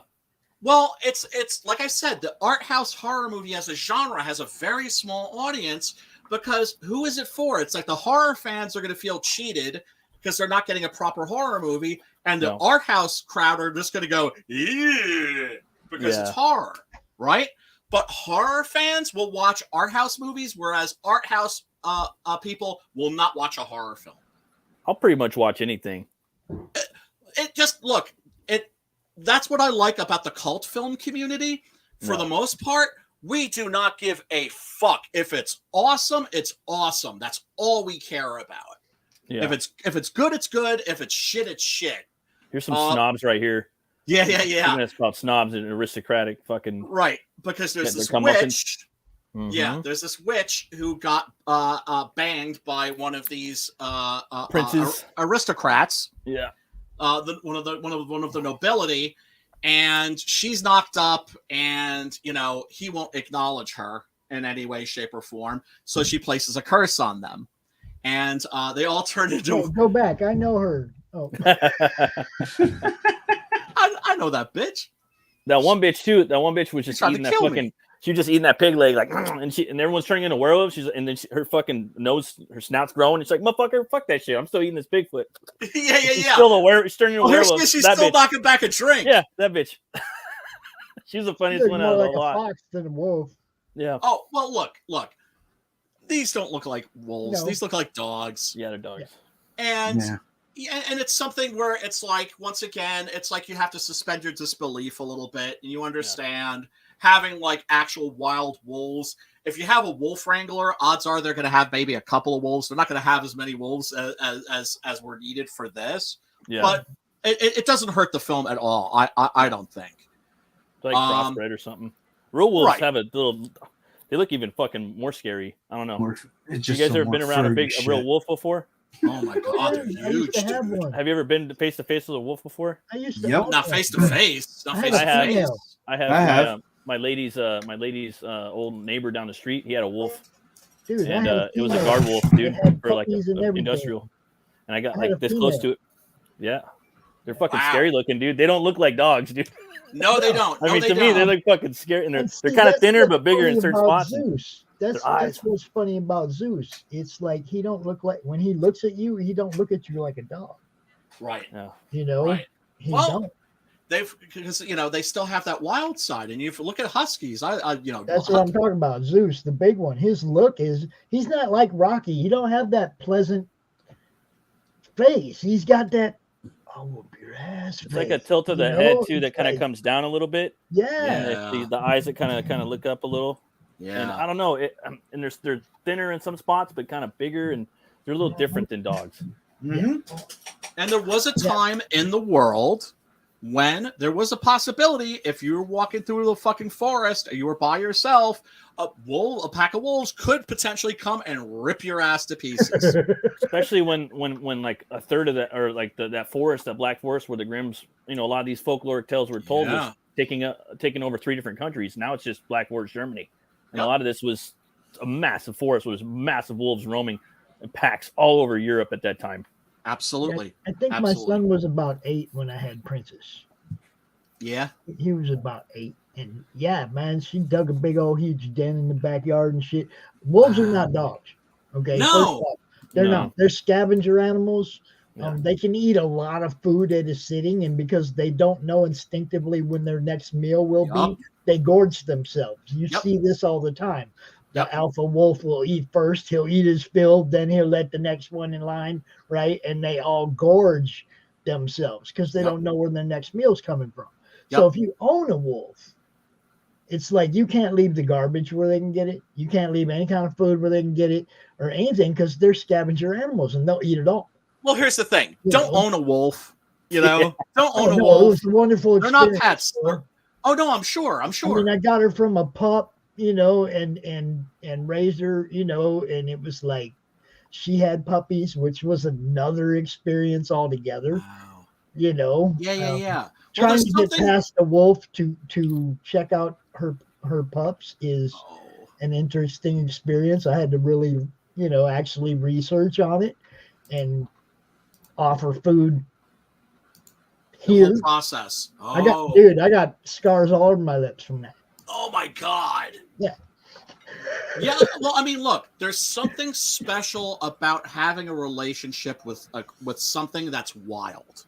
Dude, it was amazing. That's what I love about cats, right? It was so much fun, dude. Cats, basically, it's like dogs. They're products of thousands of years of genetic engineering.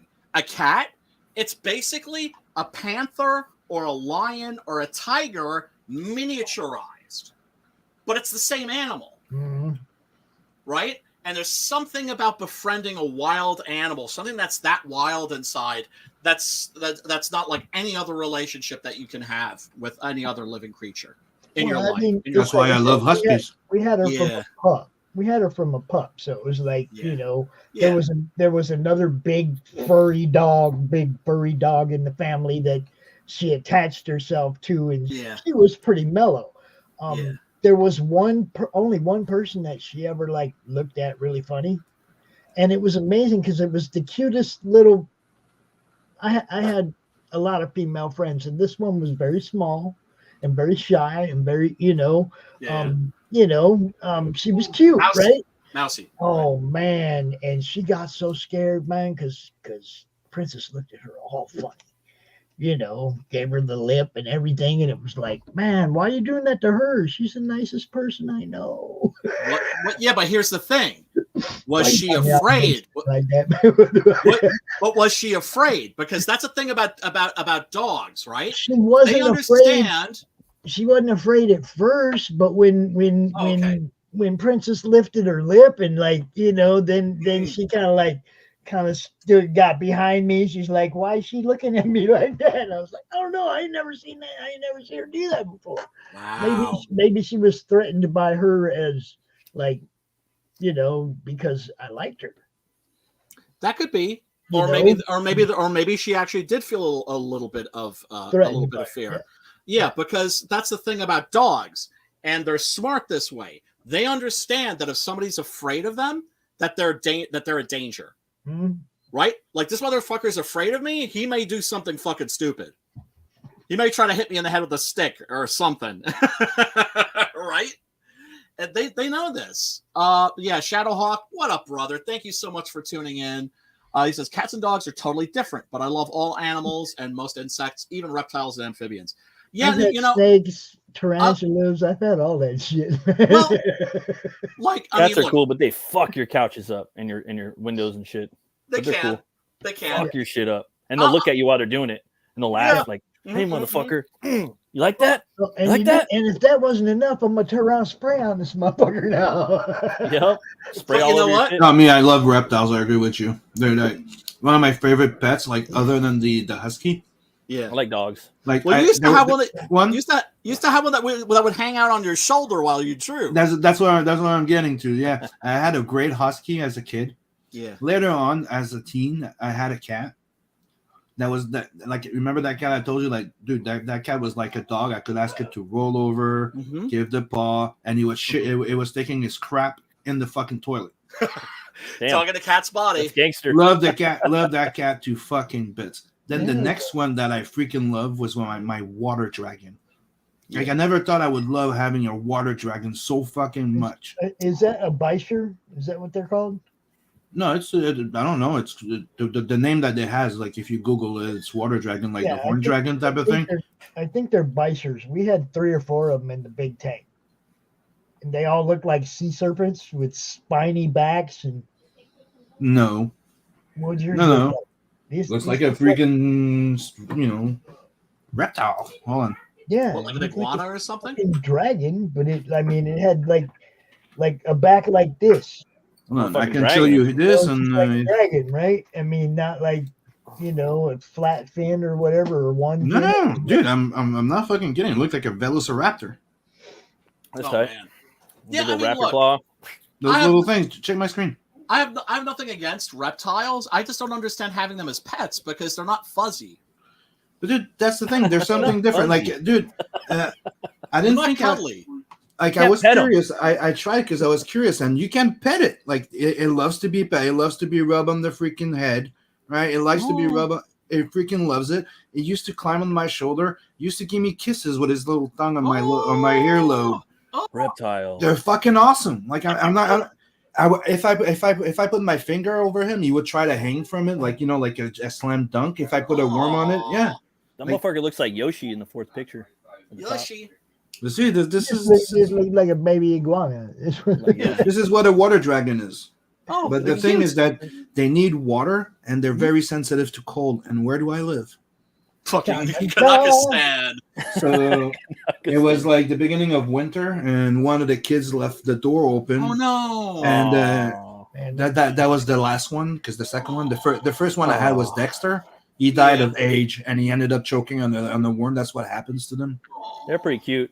Yeah, really And cute. the other baby that we got was called Einstein, and that one died, like I just told you. And that's one of the things you have to be very careful. Like they're The very temperature. like it's a lizard, right? Yeah, they're But cold-blooded. but it's a water beast, so it's even more sensitive than a regular Right. lizard. Right. Yeah. So It's you don't also want. it's always wet. It needs to stay wet often. Yeah. Oh, no, what I okay. was talking about Like are a frog. actually- So the thing that happened to it is that it was in his vivarium, but somebody left the door open, so the water got cold. So he went for a dip, and that's where he. That sucks. That sucks, dude. Yeah. I mean, that's But lizards are freaking awesome pets, dude. It's yeah. Yeah. Man. It's like you that- wouldn't imagine a cat being able to train a cat like a dog. People were like, "How did you do it?" It's just fucking train it. Well, you could train them, and You then give them love, and you train them. Yeah. And it's the same thing for lizards. So you buy the regular type of worms, Right. right? And then you buy the treat type, There's my housemate. which is the silkworm. My housemate is currently taking care of somebody's bearded dragon, and he feeds it these giant grubs, Mhm. right? And like the kind that you'd find underneath like on a tree if you peel the What they bark call off, the right? silkworms. Yeah. Right. And the thing he said, he just like gave it a grub, and it just went shomp, and just like the head and the tail just went boom, Mhm. Oh fuck. nom nom nom nom nom. Yeah, man. Yeah, I mean, like now that my foreclosure shit's over, or for the time being, I'm looking forward to getting a cat again, because I haven't had one since I lost Figs, who was like my feline better half. I love that fucking cat, man. He was the shit. But my mom had Alzheimer's, and she like left the door open, and he walked out. Yeah. We have a fucking cat. We have a fucking cat in the house now, Gizmo. Yeah. He's growing on me, motherfucker. Well, here's the thing about cats, right? Dude, he like when I talks. got He's like a fucking husky. Chatty. Oh, Dude, I love Chatty cats. He's gray and white, right? And he's not a fucking cat. He doesn't act like a fucking regular cat, right? That's awesome. I clip my finger, he sits. The kids are looking at me. Get the fuck out. Dog in a cat's Right? body. Dog in a cat's body. Yeah. And, they're the shit, dude. and sometimes They're he the just walks around and he's like, and you can look at him and talk with him. And it's like, shit. Oh yeah, dude. I used to have conversations with Figs, like back and forth. It's like he talks to you when you're taking a shower. And you're like, what the fuck? like, Yeah. you really think so? Oh, Okay. so some reincarnated motherfucker. Well, I have to politely. Yeah, dude, that's what I'm saying. It's I have like to a politely husky. disagree. And when he goes around, he does his little like, whoa, right? Sounds like fucking Gizmo. Like we named him right. Oh, Do yeah. you know what's No, crazy? I Yeah. was gonna say, I forgot earlier. When I Yeah. went to Mexico, I went to a Yeah. few different towns. In every fucking town, it was the same dog. There's like a black dog, and it's the same dog in every town. You go like fucking 300 miles, Wow. the same dog, but it's not. It's just the same. Right. fucking- It's like this like little like black retriever breed. You know what I mean? And they're all just like the town Wow. dog that everybody feeds and loves and stuff. And Aw. my daughter's like, I want to take it home, and I'm like, no. And my wife's Yeah. like, no, it's okay. Like this dog loves it out here. Like the whole town feeds it and loves it, and that's in every fucking town. That's like heaven for a dog. Yeah, but I mean, there's other dogs too. Like they're just wild dogs all over the fucking country. But Yeah. there's that one black dog that's like in every town, dude. It's fucking. He's like the crazy. mayor. Yeah. Yeah, no, I love dogs to pieces. Love. I mean, oh my god, they're like, we have these neighbors that got this dog. That's it's a miniature pit bull, and this fucking thing. I'm telling you, if you saw this thing, it's. Here's the thing that's funny about miniature pit bulls: they don't grow up; they grow out. They kind of just go like boxers. Yeah. Yeah. Like we do when we're 18, 19, and 20. Oh my god! This the fucking Rottweilers. Yeah. Oh, They're The muscle. Rots, dude, man. Oh, All muscle, Get dude. buff, dude. So do the they get to a certain height. You're like, oh, that Like- thing's not growing anymore. Then it goes sideways. You're like, oh shit! Like that thing Yeah, has like shoulders. Hulk, It has the shoulder width of a fucking man. Yeah.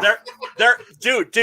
What I love about Rots is that they're like sweet as hell. But if they wanted to, they could fuck you up really bad. Oh, Yeah. Those are made. Scary Those as are fuck. made to fucking take down Yes. bears, dude. Yes, they could take your head off like that, but they're just like marshmallows. Why are Yeah. pit bulls? I know the answer to this, but why are pit bulls called pit bulls? Well, presumably because they were pit fighters at some point. Although they were also known as the nanny dog. They were guarding. Anybody else? They were guarding Anybody the else pits. know why? They were guarding Anybody the else know pits. why? Anybody in the chat? I know the answer, but Yeah. no. Were they guarding Because- the pits to keep people working or something? They used to throw them in pits with bulls, and they would rip their throats out. Mm. And they have Yeah, this, like they have bear a baiting. highly evolved mandible compared to other canines that lock Right. shut, and it will rip the fucking throat out of a bull. Yep. Right. So all they have to do is clamp on, and then the bull's thrashing around and basically ripping its own throat out. Yeah, that's the danger of the pit bull. Yep, they're Yeah. scary looking, dude. Especially, but they're Oh, cute. They're great fucking dogs, they're but that wonderful. it's like everything else. If that thing goes senile, Yeah, Oh my god. I've dealt with a lot of pit bulls too, or like especially Mhm. over the last 15 years. Like my uncle-in-law, he's had a bunch of them, and they're all cute. Like never, Yeah. I haven't seen any of them snap or nothing. You know what I Yeah. mean? All the ones that I've known are sweet. As for Yeah. this miniature pit bull, another like as if he wasn't cute enough, you know what his name is? Kal-El. Oh, okay.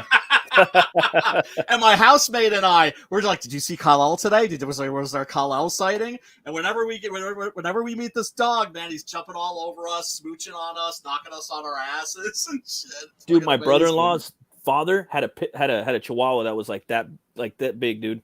Aw. And it was smaller than a cat. Yeah. And he would sit in a chair and just kind of cross his feet like that, the dad, and the Chihuahua would come and sit on his feet on his boots Aw. in Mexico. Aw. And then you can only pet him with like your finger, dude, or her or whatever. And then it just shakes. And I've noticed that with Chihuahuas, they just fucking pee all over the place. They're just terrified all the time. You know what I mean? Oh no. That's not the first one I've seen. Like they're just kind of like Jittery? so fragile, and traumatized shakery. little fucking dogs. That's why they bark all Yeah. the fucking time. Yeah, and so it's just like, oh, and they're so that one was a small. I've never seen a dog that small in my life, and it was a full-grown dog, That's smaller than a amazing. cat. Small. It was the size of a kitten, dude. And then you have the Mexican hairless, which the Aztecs bred as bed warmers. Mm. And there are people that actually use them as like hot compresses. Oh fuck! I forgot. So they have Share like, my Crazy. screen. like- Share my screen. okay, what you got? I forgot what's the name of that cat, but there's a feral cat that people are allowed to have in house. That it's pretty goddamn huge. I just forgot what's the name. Oh of it. yeah, I know the ones that you're talking about. I can't remember the name of them. Yeah, but they're allowed to have them, but they're huge. They're Like huge. they're They have These here- spots. These here Pete's dog. they can be Aw. black. They have Good spots, guy, but they hang can out also with- be all black. Yeah. I've seen. Oh. it. These are Pete's dogs. Oh, That's those Apollo and handsome Rocco. faces. Would you guys see the dog I got in my next book? Yeah. Oh, that's right. So yeah. imagine You gotta- seeing. If you've been dude, drawing any shit, you got to show us some of that shit Matt- later. imagine going to somebody's place, and that dog, the front one in front. Yeah. You realize it's a fucking cat. Apollo's train a that good, beast, huh? man. Oh man. Yeah, dude, the that's front what, right that's what I'm there, talking he's about. a I beast. forgot what's the name of them, but dude, they're huge as fuck. Yeah, they're gigantic. Yeah, they're really fucking big. And there's people like in Russia who have like panthers and like leopards and shit like that, and they're like the gigantic house cats. These are the dogs I hang out with when I'm not at home. Aw, like they're those handsome faces. Yeah, I love dogs to pieces. That's the thing. It's like I tell people that I'm a cat person, which I am, and they think that means I don't love dogs. I fucking love dogs. You know what's crazy too? Like I think we talked about this the other day, but I think it's interesting, and I'm always down to talk about it. is about how we evolved as a species, or I mean, how we took out the other 9 subspecies of humanoid. So Homo sapien took out giants and Neanderthals and the other 7 or whatnot. And but absorb our them main thing to some degree. Yeah. was that we had the dog. We would hunt the woolly mammoth with dogs. Like the other subspecies of humans weren't using dogs. Homo sapien was. Right. That's how we overcame everything. We hunted with the dogs. They helped us out. And that's why it is man's best friend. I have never seen a dog look happier than when somebody has a dog as a running partner. Have you ever seen that? Yeah. Where somebody's running and they got a dog running along next to them. The only thing that's missing is a spear. If the guy's holding a spear, boom, that's a relationship that goes back hundreds of thousands of years. And I remember the name. The leash. Yeah. I remember the name. Man, I got pulled all over the place. Servals. Check my all over screen. the place in my skateboard by my dog. Dude, when I was driving back to the airport, there was a guy riding down the street with a horse, and he had fucking 3 dogs chasing after him. I'm like, is he like fucking leaving? Is he going to get coffee, or is he leaving his fucking ranch, like escaping, or what? And he was just like happy. Yeah, because the dogs are just like, we're going hunting, we're going hunting, we're going hunting. Yeah. Dude, that's a cat. I know, it's fucking crazy. Yeah, it looks like a leopard, bro, or like a bobcat or a fucking it's called a serval. Yeah. Oh man, look at that woman's like holding one. It's that one. Oh my god. That's a lot of kitty, man. That's a lot of that's kitty. A lot of kitty, dude. And check this shit. Oh my god. Yeah, that's a big ass cat. That's got to be a little bit of like a that's Photoshop. Optical image. That cat up like that. Or optical illusion, I should say. A little bit. That was Photoshop. That dude ain't holding that cat up like that. No, but the serval is. Yeah, but servals are legit. Oh man, look at that lap cat. Look at this. Oh man, it's like the Great Dane of cats. Mm-hmm. You're playing with that girl. Yeah. Regular cat. That cat. Regular cat. That cat. Jesus Christ. I always wanted one of those. Like, oh, they're amazing. They're amazing. That or lynx, but we're not allowed to have lynx anymore. Yeah. Yeah. Always wanted to have a lynx. Like that and a husky. Come on. You have that and a husky. Oh my goodness. Yeah. Anybody who breaks into your house is gonna have their hands full. Hey Brian, do you think that they have Brotherhood of the Wolf on here? Pit bull and 2 huskies. I pity whoever comes through our door. Yeah, no shit. I'm sorry, Matt. Could you repeat yourself? Do you think they have Brotherhood of the Wolf on here or on YouTube? Ooh, I think Brotherhood of the Wolf is on Netflix. I don't know if it's anywhere else. That's a good movie. I thought a little bit overrated, but all right, it was okay. I enjoyed it. Shut up, Brian. Fuck you, Sam. I was just thinking about the Beast of Gévaudan and all that stuff. You know what I mean? Yeah, fascinating shit. And what we're talking about right now. Oh, it's a great movie, but me too. Like the first time I watched it, I was expecting something with werewolves and shit. Yeah. But then you rewatch it again under the other, and I liked it again, and I liked it even more. I'm like okay. I recommend it. I recommend it for sure. Yeah. So Rosalie runs into this charming gentleman, right?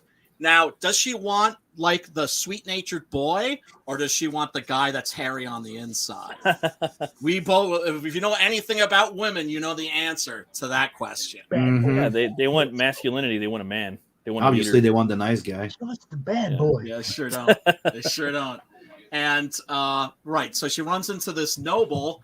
And the performance that this actor gives is absolutely fucking on point, man. He's so great. He's like charming, but he's creepy at the same time. And he makes his way to Grandma's house. And there's this wonderful Hammer-esque moment, right, where she figures out what he is. And that's a great effect where she hits him across the face and his tongue comes out and he licks his wound. Is that where Michael Jackson got his nose? No, he got his nose from fucking Michael Morbius. Right. Yeah, and I love this too. This is very Hammer-esque. She swings a hot poker at him and he catches it in his hand, right? And his flesh is searing. And there's a lovely shot of it smoking and everything. That's like right out of a Hammer movie too. Right. And so he knocks her head off. When I say he knocks her head off, it goes flying off of her shoulders and hits the wall and breaks apart. And we see it's made out of porcelain. Oh, they could have done better than that. No, that's There's a link to amazing, it. dude. That's amazing. They didn't need to show the porcelain breaking. They could have at least had some gray matter run out of it or something. It links to the other short story with the porcelain babies. Yes, that's exactly it. And because she's not a real person, Mhm. she's not a real person. She's like a doll. She's like a caricature. Do you know what I'm saying? Like a robot. Yeah. Like like a Jungian archetype. So there's not a real person behind there. You trying It's to say just, that it's she's just a a doll. non-player character? What was that? She's an NPC. Yes, exactly. Thanks, Pops. That's actually exactly right. Good. Okay. Yeah, I yeah. understand it better that way. Anyway. No, that's actually the best. You just described it 100 times better than I could. And so there's this. So of course she shows up, and even if the worst wolves are hairy on the inside, and there's a scene where symbolically he takes the red coat off of her. Yeah, and she throws it into the fire. It's like she's giving up her childhood and giving up her. It's a symbol of her virginity, really. And then, of course, there's this wonderful exchange. What big eyes you have, the better to see you with. What big arms you have, all the better to hold you with. You know, what big teeth you have, all the better to eat you with. And so she defends herself, and he wolfs out. And look at that! Now you see that's a real wolf right there. Yeah, definitely. Sure. Mm-hmm. And then we come to what I think is the most exceptional part of this exceptional film. And I really do think that this is an exceptional movie, and that it's a classic, and that's a masterpiece, and that it deserves to be much better known than it actually is. So he turns into a wolf, and she tells him a story. And it's about a she-wolf who comes up from the underworld. And that's right. I missed this part. Right. Yeah, right. Wolf's out, and we see this absolutely unforgettable image. That's the money shot. Right. This, yeah. Yeah, because there's a wolf literally a wolf living inside of a human skin. Mm-hmm. Check She's that coming out. out. Yeah. That's fucking amazing. Mm-hmm. Unforgettable image, right? This movie's Well made, full too. of the imagery in this movie is second to none. It's incredible. And so the she-wolf comes up, and she doesn't mean any harm, but and look at that shot. Look at that. Yeah, that's fucking beautiful, man. I think that's a bigature too, like in the background, the church. Yes. Yeah, that's amazing. It is. And remember, $2 million. They had this is a low budget movie. Yeah. And like the Hammer movies, which were also low budget, it looks lavish. Right. So some asshole fucking shoots her with a shotgun in the side, and so she makes her way to a church, and there's the priest who is also, we know, the father of bastards. We know that he's a little bit of a sinner himself, and the wolf ducks behind a rock and comes out, and it is Danielle Dax. Now, if you know anything about Gothic rock, you know who Danielle Dax is. Danielle Dax was this really hot chick who made some pretty cool records and never had a problem getting naked. And got naked a lot. And for her, it was always like artistic nudity. And so she plays the she-wolf here in humanoid form, and it's this really touching scene where the priest comes out and he's like, "This is God's place. You're not supposed to be here," and he has compassion for her, and he says, "Like, are you God's work or are you the devil's?" And he's like, "Oh, what do I care whose work you are?" Right? he sees this being that is in pain, and that's come to him for help. And so he helps her. He binds her wound and tells her it'll heal in time. And I just think that this is an incredible scene. It moves me to my core every time I see it. And yeah, she bleeds on a rose. Her blood drips on a rose, on a white rose, and turns it red. And then she walks back butt naked. Boy, did Danielle Dax have a nice figure or what? And she crawls down back to the world below. I don't know about you, Matt, but that scene, every time I see it, it takes my breath away. Yeah, it was pretty trippy, man.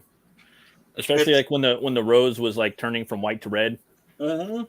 Kind of symbology going right there, and then she was crying a lot, like the way that they just as like a technical point of view, the way that they had the tear ducts filled with water all the time. Yeah, and yeah, it's very unexpected. It's not like any other scene in the entire movie. And it's an unexpected anthology because again, she's saying it to her soon, probably beloved, or her not beloved, but her mate. Yeah, her mate that she's gonna leave town with, right. Right. In her dream. And I just have always found this scene very very touching because I have always ever since I was a little boy. And this is a funny thing about kids, too. Kids, they're much less likely to be afraid of a monster than they are to identify with it. Mm. And as a kid, I always identified with monsters. And as an adult, I always identify with monsters. And I don't know. I just think it's an absolutely amazing scene and an amazing scene. Brian. What was that? You're coming out as a monster? Is that what you said? Yes. Well, yeah, that's what the M stands for, dude. Do you know how seriously? If people can start identifying as whatever they want, I'm a werewolf, right? And of course, werewolves have always been my favorite monsters. I've always definitely a wolf. Monsters. You forgot one characteristic though. What? And that's the hair on the ears that grows upward. Ah, yes. And the palms too. And and the palms, yes. Because the dude, I've seen like the documentaries. Like, there's this dude that like thought he was a werewolf, another dude thought he was a vampire, and like he's like, my hair grows on full moons, and he's like, it's an actual. There's this. Okay, I work in the mental health. I used to work in the mental health field. Probably going to go back to it now that this this crisis is over. There's a book called the DSM, right? And the DSM, that's the diagnostic manual for shrinks and anybody working in the mental health care field, right? Now it's the DSM-5. But if you open that book, they used to list certain things as psychological problems that they don't anymore. Like homosexuality used to be listed as like a psych issue, and like they removed that because that's bullshit, right? But there is a condition called lycanthropy. Lycanthropy, yeah. Yes, and these are people who believe themselves to be animals. We're not talking about furries here. Yeah. We're talking about people who they could be furries, but they could be furries too, but it's not exclusive. They're not mutually exclusive. But yeah, and you have throughout folklore, not just European folklore. You go to Latin America, you have the jaguar men, right? Yeah. These guys who I think also take some kind of a psychedelic drug and turn into jaguars. Yeah. So this is something that is deep in the human subconscious. It's once again, I'm bringing up Carl Jung. If you've never read Carl Jung, you should. He's absolutely fucking amazing. And he was the one that believed in the existence of archetypes. That is to say, certain things that are in every culture because they're part of the human brain, right? Mm-hmm. It's like if you look at I grew up in a German family, so I grew up hearing stories of Einzelmenschen. That's to say little people, right? Mm. Gnomes. also, in other cultures, they're fairies or they're brownies. Yeah. Leprechauns are actually, I think, really brownies. So on and so forth, right? And so Sprites. you've got these little people and all these different cultures. And now you have the modern version, which are the Greys, the aliens, right? Those Yeah. are the new little people. Yeah. And it's clearly something that's in the human brain that these beings, these mythical creatures, spring from. Because otherwise, how do you explain how they're like in every culture? The Japanese, for instance, they have the fox woman, right? Mm.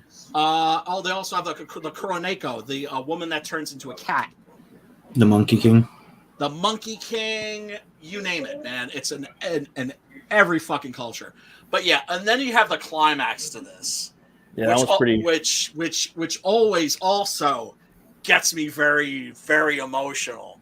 Where Rosalie runs off with the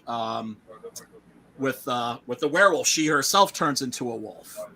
And suddenly there's this moment where the wolves are breaking from the world of the dream into reality, it seems. And they're coming through the walls. And it's basically she's waking up and she's screaming, and it's kind of like her sexuality now. It's there. She can't hide from it anymore. It's come from her. It's come for her. And welcome to Midian, Brian. Yes, thank you, Slipstick.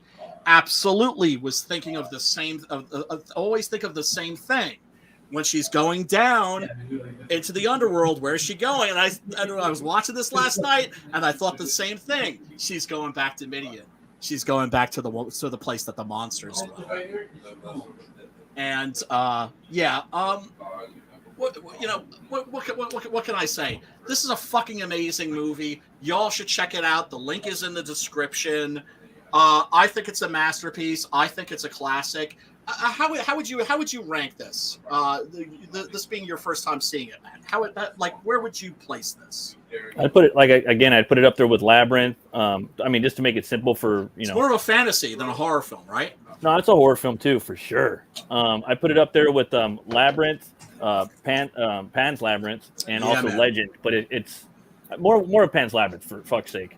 But it's its own subgenre, because I'd put it closer to Pan's Labyrinth, but it's a fucking anthology about grim tales and European folklore that involve wolves and a coming of age story for the female side. Yes. And yes. That's Freudian as fuck. It's Freudian as fuck, and it's definitely its own beast, dude. So yeah, Two Horns fucking way up. Yeah, I thought it was a great movie. But also, again, I'll throw this out there a lot because he's, it made me think of the old EC books. Like I could see these images in a comic because we all love our comics. And I thought of Mike Mignola too, like some of the shit that he would draw back in the '90s. Still stuff he does. Like I could see him adapting this and cutting it up. You know what I mean? How stylized the world is, like how stylized even like how stylized the cemetery is. That looks like a Mike Mignola drawing. Like if you just black and white the fuck out of that with the tombstones on the right, the white. It does have the same type of feel of Bram Stoker Dracula, which Mignola did it. Yes. All the pre stuff. Yeah, which is also he did the storyboard and the comic. Yep. Right. And I really think that Bram Stoker's Dracula was also influenced by this. I could see that. Because they're both films that don't pretend to take place in the real world. And they're art house horror, for fuck's sake. And they're art house horror. Yeah. For sure. Yeah. And the thing about Francis Coppola is, my only beef with Bram Stoker's Dracula is that it's not Bram Stoker's Dracula. It's Francis Coppola's Dracula. But having said that, it is the best movie that he made post Apocalypse Now. And it's the best Dracula movie ever made, too, in my opinion. Oh, that's tough. I'd have to. No, don't apologize. Dude. It's the closest one I could think of. That I could think of. I mean, there might be one, but I don't think there is. The Just Franco one that we watched, that was very close. Yeah, and there's a guy that did a documentary, like a serious YouTube documentary on every single fucking Dracula movie ever made. And I think Bram Stoker's either got number 1 or number 2. but it got That's pretty close. Me, I'm one of the rare ones that like Dracula Untold. It was you know, That was high. Dracula Untold's pretty close too, but then it deviates. You know, that one deviates a lot because you know he's not Vlad the Impaler per se in the novel. He might be, he might not. He's related to Attila. You know, blood. That's what I like about it. It's so different. Yeah. Oh, I love Dracula Untold. That was the one IP movie ever made that I ever wanted growing up. Like, when are they going to make the fucking badass version of Dracula as Vlad the Impaler? Right? I waited for that movie. I want to see the fucking intro to Bram Stoker's Dracula as a movie where he gets the powers and he fucking superheroes up. That is that is basically what that is. That's what Untold, that Dracula Untold is. That's why it's called Dracula Untold, dude. I love the scenery when you see him run, break into fucking bats. Yeah, it's the best then part. Reshapes the fight where he breaks through bats. Then this, then kills 1,000 people. Yeah. No, it's the shit, and the actor's awesome too. And Charles Dance in there. We should do that movie sometime. Like, it's a hated movie. People hate that fucking movie. I know. The thing I don't like about it, why do people? I wanted my rated R. It needed to be rated R. But the thing is, they were trying to get the kids to watch it. You know what I mean? They're trying to bring it, just like kids watch the old Universal movies. They wanted the younger generation to watch the new Universal movies. With what? What's popular? Fucking superheroes. So they wanted to do that, which I'm game with. I know you're probably not. Brian. Yeah. No. I'm not against that at all. Because here's the thing about Dracula. Yeah. Dracula is such a primal character, and the story itself, let's face it, it's not a story, it's a legend. It's mythology now. Yeah. Right? Oh, yeah. Definitely. It's mythology. Same thing with Frankenstein. Who owns Frankenstein? Nobody. That's mythology now, right? But I believe in two parallels. Like, there should be an action fucking superhero version of the Universal monsters, and then there should be a scary as fuck remake version too, which is kind of like, you know what I mean? Like, But I would love both, and I kind of like the Mummy a little bit with Russell Crowe playing the fucking Count or Dr. Jekyll. I was down with that. It didn't bother me. That's the only scene I liked in the entire movie. That's the only thing I liked about that entire movie. I was cool with that. There was a book called Sword of Dracula too. Did you guys ever read Sword of Dracula, the comic book? No. It was an indie book that came out. It was fucking tight. It was tight as fuck. I don't think so. No, I haven't. It was good. I have to dig it out of the garage. I'll look that shit up though. Who did that? I don't know. And it was an indie book. Okay. It came out. I don't know who did it. I don't know who did it. I think it might have been Boom or some shit. And this came out like 10 years ago or something.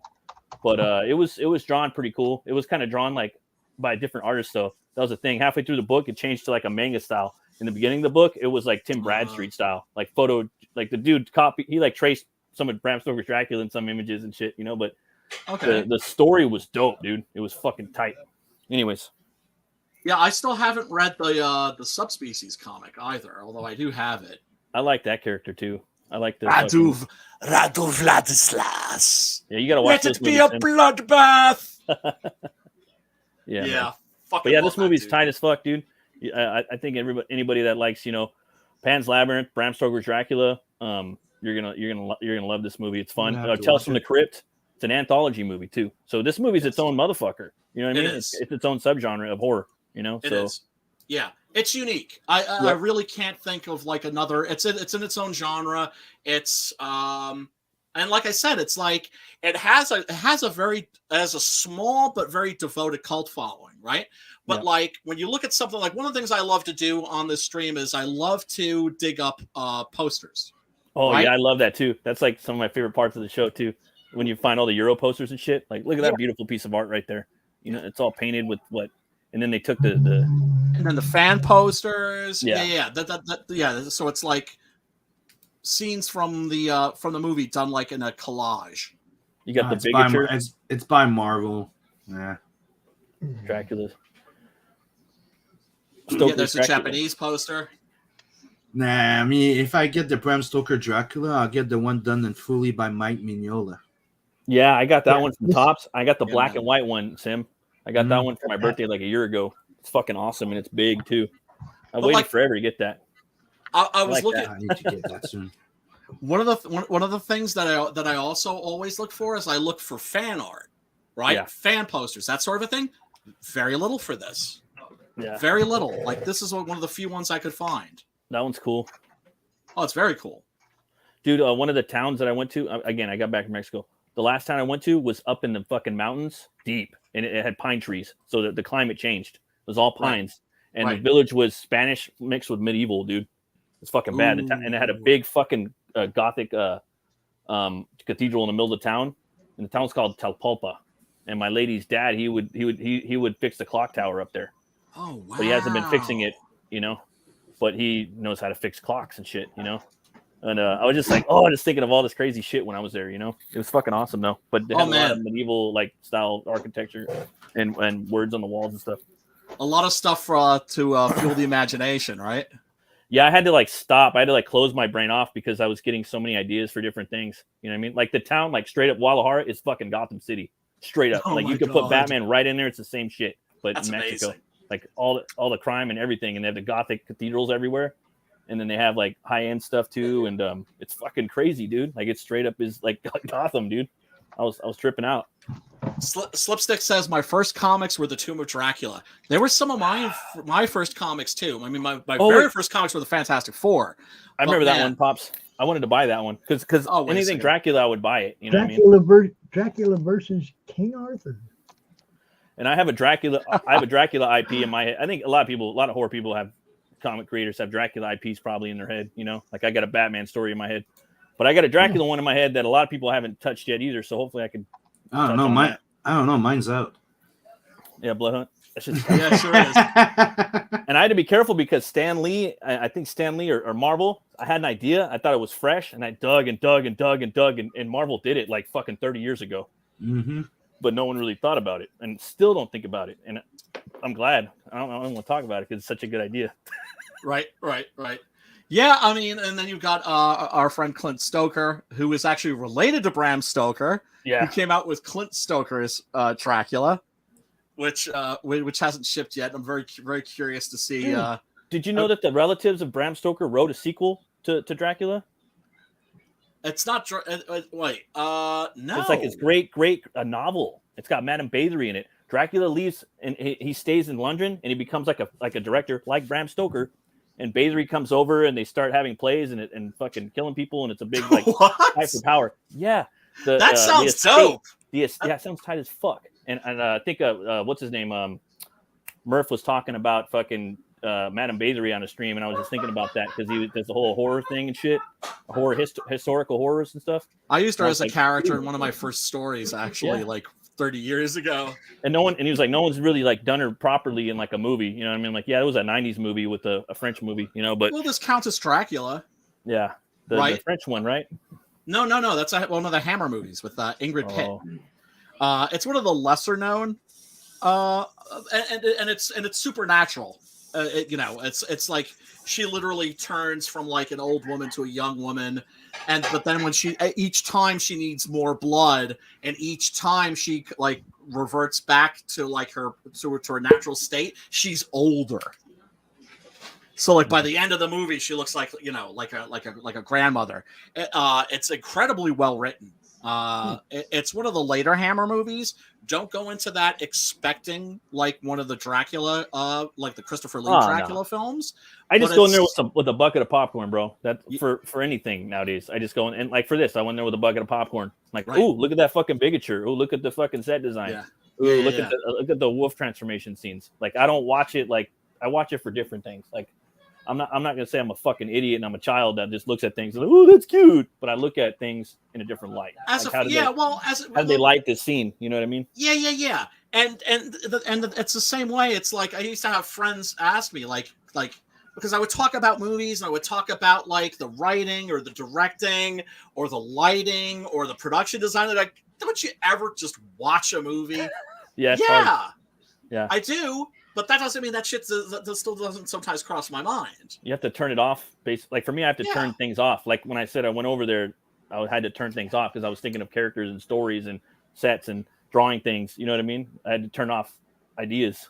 And I do that with movies now. Like I said, I don't watch them under a microscope. But still, under that microscope, I'm liking things with my popcorn, such as the sets and the visual effects. And like when I was watching the intro credits to this, like, effects done by so-and-so. I'm like, oh shit, they're gonna have a special effects artist in here. And I think I saw a documentary on YouTube because they have a bunch of fucking tight ass documentaries on werewolves and stuff on YouTube by thousands of YouTubers. Yeah, they do. I think this one was on there. It was just about best werewolf movies or 20 werewolf movies you haven't seen. I think this one was on there because I remember the iconic Steven Tyler right here with the wolf coming out of his mouth.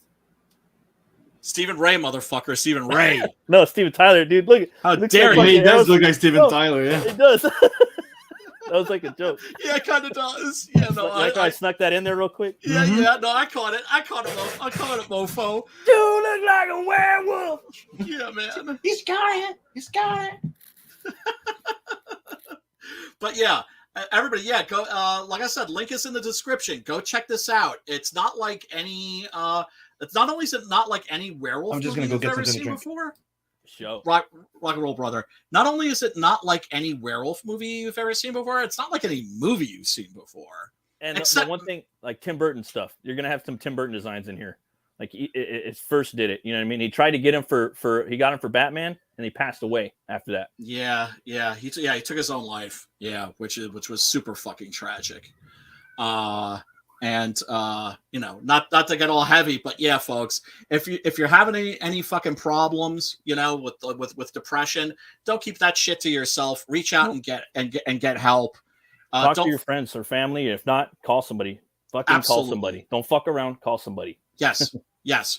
And if you think like, oh, I don't want to be a bother, you're not being a fucking bother. Okay, No, you're not bothering anybody. You're not bothering anybody. I know with like when people reach out to me, like it gets me out of my own head, right? It gets me out of my own head. I'm not like dealing with my own shit. I'm dealing with their shit, which is actually so you're actually doing people a favor. And on that note, don't cause people stress either. No, leave people the fuck alone. That I don't know. It's You not said that looked- hard. You said that. Don't make it so people have to call Brian and go, man, I'm so bummed out, dude. Like, don't fuck with dude so he doesn't have to call Brian. Yeah, but you know, sometimes look when you're talking about like depression, anxiety, mood disorders, mental illness, and all that shit, you're like a prisoner in your own fucking head. Yeah, it right. sucks. You're a sucks, prisoner yeah. in your own fucking head. 24/7. Yeah, because you look at all these people that you think to yourself, my God, like that person, like I would have traded places with that person in a heartbeat, right? And then you find out, like somebody like Robin Williams or was it Naomi Judd? It's like, no, you wouldn't. Like you don't, like you didn't know that person was living in hell. Yeah, and everyone has their own tragedy, you know. Yes, Milton, Paradise Lost, Robin Williams. Yeah, right. Milton, Paradise Lost. One of my favorite lines. The mind is its own place and can make a hell of heaven, a heaven of hell. Yeah, and it's true. And it's true. We all live inside our own fucking heads. So yeah, and it's a sad thing that a lot of the biggest comic in movies all end up, you know. Oh, dude. Like there's a big French one. Like that guy was huge. Like as an actor was. Yeah. And he's the one that did Le Dîner de Con. There's an American version of it, where they invite a fucking idiot for supper and they make fun of him. Oh yes. The supper of fool or something. Or... Yeah, here it was. I was dinner with schmucks. Yeah. So the actual one was called Le Dîner de Con. Yeah. And dude, the guy committed suicide after the movie. that's crazy, man. The guy from Black Dahlia Murder, that's a pretty badass metal band that came out for the last 10 years. Very good. I've seen him live. He committed suicide about a week and a half ago, 2 weeks ago. Oh God, I'm sorry. Really good band. I highly recommend that band too. They're like melodic death metal. They're really fucking good. Not that we dab in that little area because you know you had to mention mental illness. If you feel depressed and hurting yourself, reach out and call a number. Yes, because there's people. Because you think to yourself, people don't give a fuck. Trust me, there's people who do give a fuck. Yeah. And, Okay, people on the internet, people around I don't know, they don't give a fuck. Let's be honest. Yeah. But Well, you know, it doesn't It stop depends. you from not fucking doing it because there's some people that do, and you need to fucking vent. I'm sorry, see it that way. Dude. Sometimes it's not about like having compassion online; it's just fucking venting. Yeah, sometimes you need to release the stress toxin Yep. from your body. Yes, you do. Into a ear. And, That's all it is sometimes. And you know, for people on the other side of that venting, you don't need to solve the fucking issue. Nope. No, Sometimes you just gotta listen. you just need to know, and because that's the thing is having like this is going to be like my 11th year with the support group that I go to, right? Mhm. And I've been blessed that people have told me, like, hey man, you really helped me. And I'm always like, no, I didn't help you because I can't help you. The only thing that I or anybody else can do is point you in the right direction. And because ultimately it sounds harsh, but it's just the truth. Ultimately, you're the only person that can help yourself. You can't save people, but you can point people in the right direction, and you can give them encouragement and a pat on the back and be like, hey, I've been where you've been at, and trust me, there is a way out. It's not always going to be like this. You're not going to be stuck here. The way that you feel isn't permanent. It's temporary. Yeah. And suicide is an option, but it's not a viable option because it's a permanent solution to a temporary problem. That's what I was gonna say. I always said that. Yeah. So reach out, motherfuckers. That's the manly, mature thing to do. Don't think that it's weak, because it's not weak. It takes fucking strength to do that shit. But yeah. What should we do next week? What do you guys think? I was thinking maybe Scream Blackula Scream, but what do you guys think? What was that movie that there was it's technically a horror movie if I remember properly, but it had Dan Aykroyd in it. He was Nothing But Trouble. I think that's it. Vulcanvania. Yeah, like I that love could that be cool. Title. I love that movie as a kid. Fucking love That could movie. be cool. I remember watching that a long time ago. I seen a documentary on that too on fucking Minty not too long ago. We're talking about Vulcanvania. That's his baby. That was his baby. Yeah, He based that on. I really like watching Minty too. Yeah, Minty's fucking awesome, dude. I haven't watched him in like a year, but he's perfect for fucking when you're drawing and shit, you know. Mm-hmm. Minty? Minty's Minty. comedic arts. He's a dude. He does the 10 things you don't know about a movie or something. Oh, I like it. He has this big fucking like Top Gun eyes. He's on the spectrum too. He's like, yeah, I'm fucking, you know, Mhm. you know, like I didn't fucking notice, dude. You know what I mean? Oh yeah, I'm like, I probably am too. I do comics. Well, you know, that's the no, I mean that's the thing. It's like I think like you know, I know a lot of people who are on the spectrum, and that's the thing. It's a spectrum, right? It's a lot of people different have cases. like just a little hint of it, Yeah. right? A little hint of autism, or like I know somebody who's I know somebody who has Asperger's. Mm-hmm. You know, I have somebody that's like has something that's like in the realm of Asperger's. You know, all these definitions are just attempts to try to define something that is really fucking hard to put your finger on. It's funny because they didn't have a spectrum when I was a kid. Yeah. No, you were just stupid. Yeah. Yeah. But I'll tell you one thing, most of the cases, I'm not a doctor, but most of it is don't fucking take medicine for it. Just do like my thing is like if you have to, I mean whatever, but stay busy. Oh, I believe in it. Do you remember that image? Do you remember that image a long time ago? Like the answer to ADHD for over 100 years, and you see a kid in a kimono. Buddy, smoke pot, smoke pot, smoke pot. I just say stay busy. Stay busy, stay busy, stay busy. Busy is good. Busy is good. Weed saved me from pharmaceutical Ritalin when I was a kid. It saved my grades. They would give them Ritalin. Ritalin. Thank you, marijuana. Yeah, I would probably do that for, you know, some, you know, or CBDs or something if you had to, but stay busy. I think that's, you know. That's part of it. Well, that's the thing. It's like a multi-pronged. Bless you, sir. It's a multi-pronged approach. It's like what they've discovered is that what seems to work best is have a good shrink. Trust me, they're hard to find. Have a good shrink. Have you know take the right medications. And if that's and I'm a big believer that medications they're not a cure, but they're a tool to help you do the work that you need to do to get better. And third, support group. You can go to like the group that I'm involved with is Rockland DBSA. You can go to Depression Bipolar Support Alliance. They have a website. Google that shit. Sure. Look it up. Definitely. You can put in your not your area code, your fucking postal code, and it'll show you like where there's a group in your area, and there's chapters all over the fucking place. Oh yeah, for sure. And I can't guarantee that like fresh blueberries. Oh, what you got there, Pops? Strawberries, blueberries, and good weed. That's all you need. Well, yeah, I mean, like for like Well, a lot of, everybody's different, you know, naturally. everybody's Yeah, different, you know. Like, Yeah, but yeah. I was saying for more like the autism and stuff. A lot of that's probably, you know, you stay busy and maybe a little bit of weed or something to help focus, you know. But again, it's a spectrum. It's a blanket statement. I'm saying like it's Yeah. everyone's Okay. different case by case, you know. Let's be Yeah. honest here. Weed doesn't give you focus as much. You have to know the difference between indica and sativa. Yeah, yes. Yeah. Indica puts you to sleep. Technically, it's the one that goes In the couch. and the sativa is the one that will get you like the focus and effect. Yep. Yeah. And Exactly. sativa when I'm writing, indica when I'm watching Godzilla movies.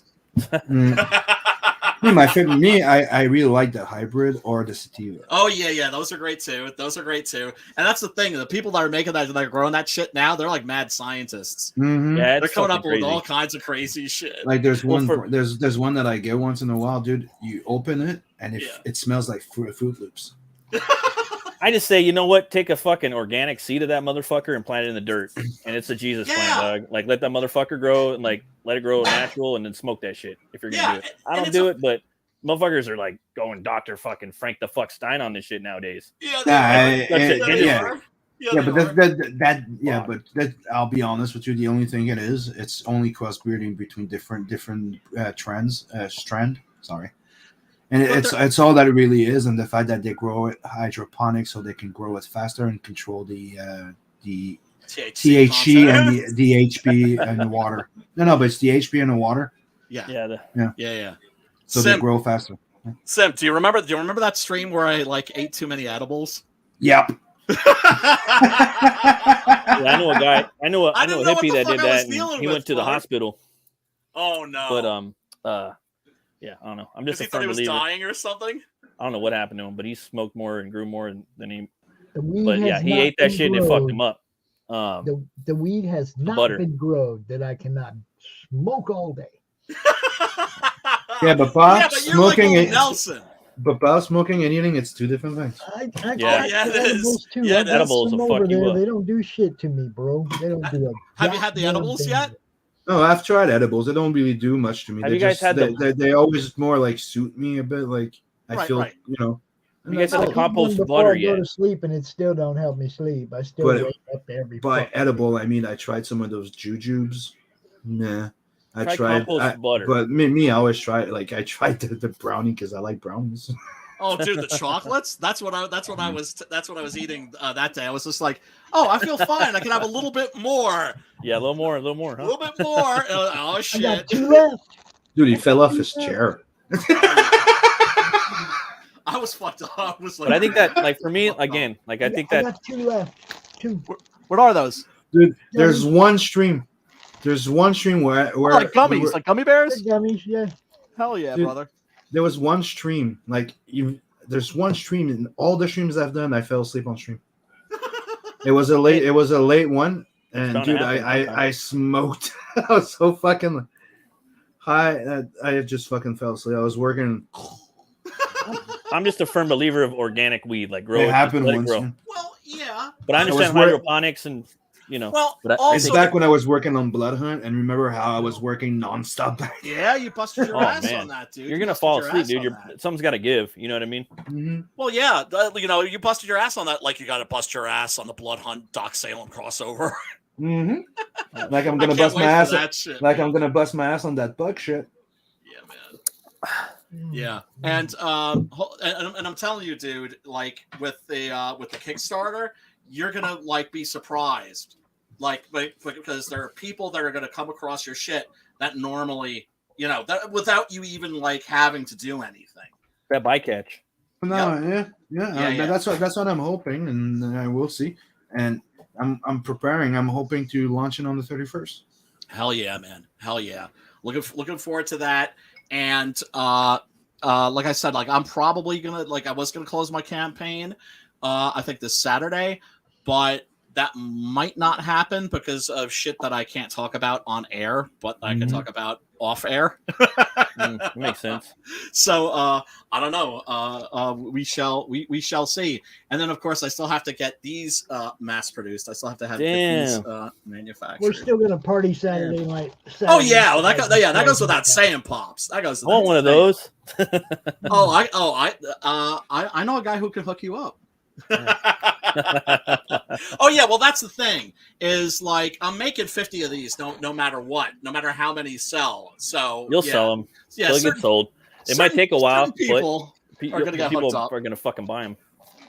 Yeah, I mean, it's like on the one hand, I'm just like, damn, this is my 8th book. My campaign's only at like 17 grand, and I'm just like, asshole. There's other people that are like, are like struggling to crack 5. So shut the fuck up and be grateful, which I am. It's all good, man.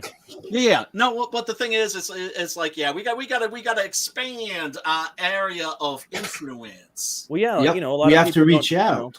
Don't know, you know what I mean? Most people don't know. You know what I mean? Yep. They don't know the, CG and adjacent indie bubble that we're all in. You know what I mean? Yep. And more people knew they would do it. And if they were kind of like, fuck it, maybe I'll read a comic book. What the fuck? What is this? You know what I mean? They read it. Yeah. This is kind of fun. I don't feel like a fucking idiot or a nerd or whatever the fuck. I actually like doing this stuff. I'm talking normie talk here. You know what I mean? No, of course. And they'd probably like it, dude. You know what I mean? Yeah. So we definitely got to expand, like everybody does. CG, adjacent CG, indie. Everybody needs to fucking expand and try to get anywhere they can. Get in the head shops, get in the fucking record stores, get in the car shows. Aren't we supposed to be hot dog salesmen? Hot dog salesman. Everywhere there's a hat. Yeah. Get out on the street, fucking flea market that shit. Yeah. There's this place where I live that I try to get into like back in the day. It's called Frankensons. And it's big. It's a big swap meet. It's a comic book swap meet that they have like in somewhere out in the valley. They have it twice a week. They'll have fucking celebrities there. It's a big fucking Comic Con that's in California. It's in Pomona and somewhere else. It's called Frankensons. And I tried to set up a booth there, but it's mostly just vendors and stuff that are selling. You know how like at the cons they're like the stores and vendors that are selling the books. Yeah. It's just vendors and stuff. But sometimes they'll have like celebrities will come like Hulk Hogan or something. They'll have one person, and they open it from like 12 to 4 and then they shut it down.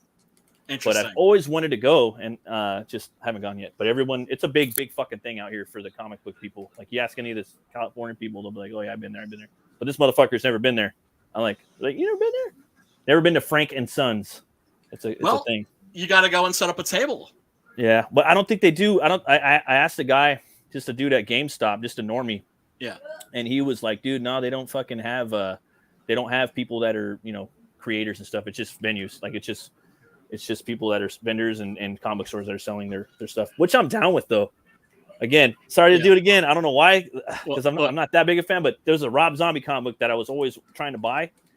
And it was called The Nail. That he did with what he did with Steve Niles. I have it. Yeah, but Steve Niles actually wrote. Yeah, and then they just put Rob Zombie's name on there. And Bisley did the cover.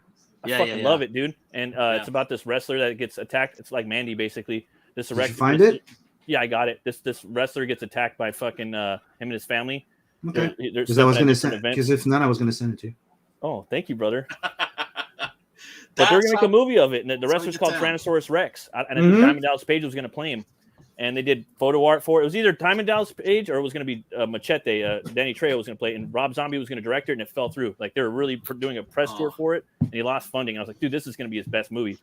And I was like, down the book. It was cool, dude.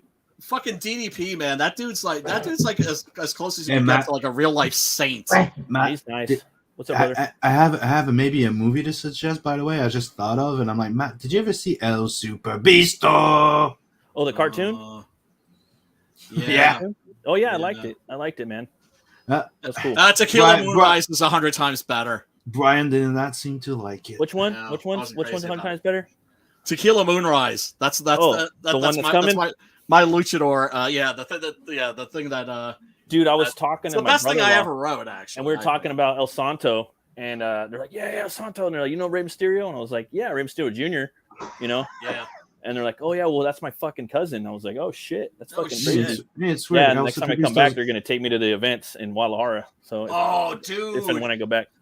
You can actually go and see like an actual authentic Yeah, like definitely. like Lucha Libre. Yeah. Holy Yeah. fucking shit, dude. He got the VIP shit, but I don't know if I don't think I'm gonna get the VIP. I just want to go there and like have motherfuckers yelling and throwing fucking Just seeing it, man. Just seeing fucking it. pouring at me and shit, you know? Oh my god. Maybe you didn't like El Super Beasto, Brian, but I think Yeah. it's the best Rob Zombie movie. Well, you're It's probably fine. right about that. Right? That ain't saying much. That fucking Tyrannosaurus Rex looked like fucking Mandy, and like it was like, dude, imagine satanic bikers hunting a fucking an underground wrestler that's in Winnebago with his family, like in the pine forests. That And he has to sounds fight dope. them all. That was That dope. sounds dope. And it was supposed to be Bisley and Busy did the covers, and then Zombie and Niles, and then another illustrator. I fucking love the book. I thought it was really, really interesting. Yeah, well, you know? I mean, if you have Steve Niles, like the Bigfoot book, right, which was Richard Corbin doing the art, and Steve Niles writing, and Rob Zombie's name just slapped on there. You So know he what? doesn't. What is he? I mean, You know what? maybe he comes up I'll with check. story. Maybe Matt, the other guy I'll does the check- dialogue. or Right, something. right. I'll check. Yeah. I'll check From if an I idea find it. by. Yeah. I'll check if I find it. If I find it, maybe I'll send it to you anyways because it's signed. Oh shit! Signed Yeah, by it's who? cool, dude. It's Hmm? cool. Signed by the artist. I think it's signed by Bisley and Niles. I'm not sure. Oh, Imagine a movie called Tyrannosaurus Rex, though. Like that was the movie. Like it sounds fucking kind of badass. You know what I mean? And the book's not called Tyrannosaurus Rex. That was gonna be the movie. The book's called The Nail. And that's his fucking his wrestling name. I was like, fuck, this is cool. Yeah, And he had a big poster check like for that. the movie with like a tour bus or something, and it looked like Frazetta style. And he was promoting the shit out of it, and looked like it was gonna be DDP or fucking Trejo playing it, you know, and it just never got love funded. him too. I think that would have been his best movie because it would have been an action fucking horror movie. You know, he hasn't done that yet. Yeah. No, my copy. I found it on eBay. No, it's one of those things where you go, oh, there it is. It's for like $6. I'm like, Yeah. it's cheap. You ordered it. It's from one of those like used bookstores type of thing, like Book USA, whatever it's called. There's a few saw of them that 300 I for order some, 15. and it gets here, and it's signed. I'm like, Oh the shit! fuck? Why are you gonna sell that? You know what I mean? Like, just keep it. It'll be But worth dude, something. it's not just that. Is I ordered the a copy of the guy. Right back. I have the original 300, right? Oh, I have the okay. entire Yeah, I have the right. entire run, right? And I Mm. wanted to have that widescreen one. That's I went on and And- just It was hard to find, right? And it's reprints, and I found it on eBay. And I'm So like, the you know what? original big one? Yeah, the widescreen one. I'm like, you know what? I'm buying it. So And they have it as I broken got down it- smaller now, or what? No, it's pretty huge. I never saw it smaller. Oh, okay. The thing is, I got it, and when it got here, I'm like, it was a first edition. Oh wow.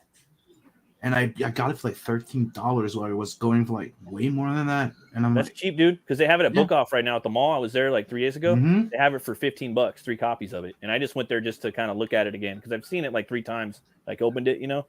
And I want to look at it again because I'm doing a similar format for my next book, and I was just like, damn, I want to buy this motherfucker. But that's cool. You got it for 13 Yep. plus signed or original. Mhm. Yeah, it's a first printing. It's fucking awesome. That Yeah. fool lined it up, dude. Snyder lined that shit up. As I was looking at a lot of the pictures from the movie, I could remember, Mhm. you know. Yeah. Yeah, I'm a huge Yeah. fan of it, dude. I love the goddamn movie. It's like same thing with Yeah. Sin City. Like, lot of Rodriguez people like that fucking movie. nailed it. A lot of people like anyone who wants to fuck with Snyder. It's like, hey, dude, what up with 300 though, motherfucker? And a lot of people are Yeah, like, you can't fuck. It was all right. Like Watch- they're not gonna say fuck that movie. This shit sucked. Most people Hey. are gonna be like, oh, you're all right. That movie. Watchmen was a big fucking hit. 300 was the shit. You see that guy on Twitter Robert that broke down Rodriguez that- with fucking Sin City nailed it. nailed it more than anybody. Like I said, like that movie and Dread and 300 probably are like the most like, Dread. There's some. They're done. They wouldn't need more budget to be up there, but I get what you mean. It's comic. it's accurate fucking wise. good, but yeah, there's something like to be in a place with those I think movies. for me, Dread, like it needs to be a little more. The costume needs to be a little more exagerated, like Bisley style. Like it needs to have big fucking shoulder pads, like stupid, retarded looking. I mean, Yeah, you know what I'm talking? And Mega City that can't look like it's out of my house. Yeah, it looks kind of basic. It needs to be Like more. like where I'm walking every fucking day. It's supposed to look sci-fi. It's supposed to look borderline like fucking Blade Runner. Exactly. And dude, there was this fucking parking structure that looked like a corkscrew in Mexico. I was like, dude Dude, that looks like Vegas City fucking- 1.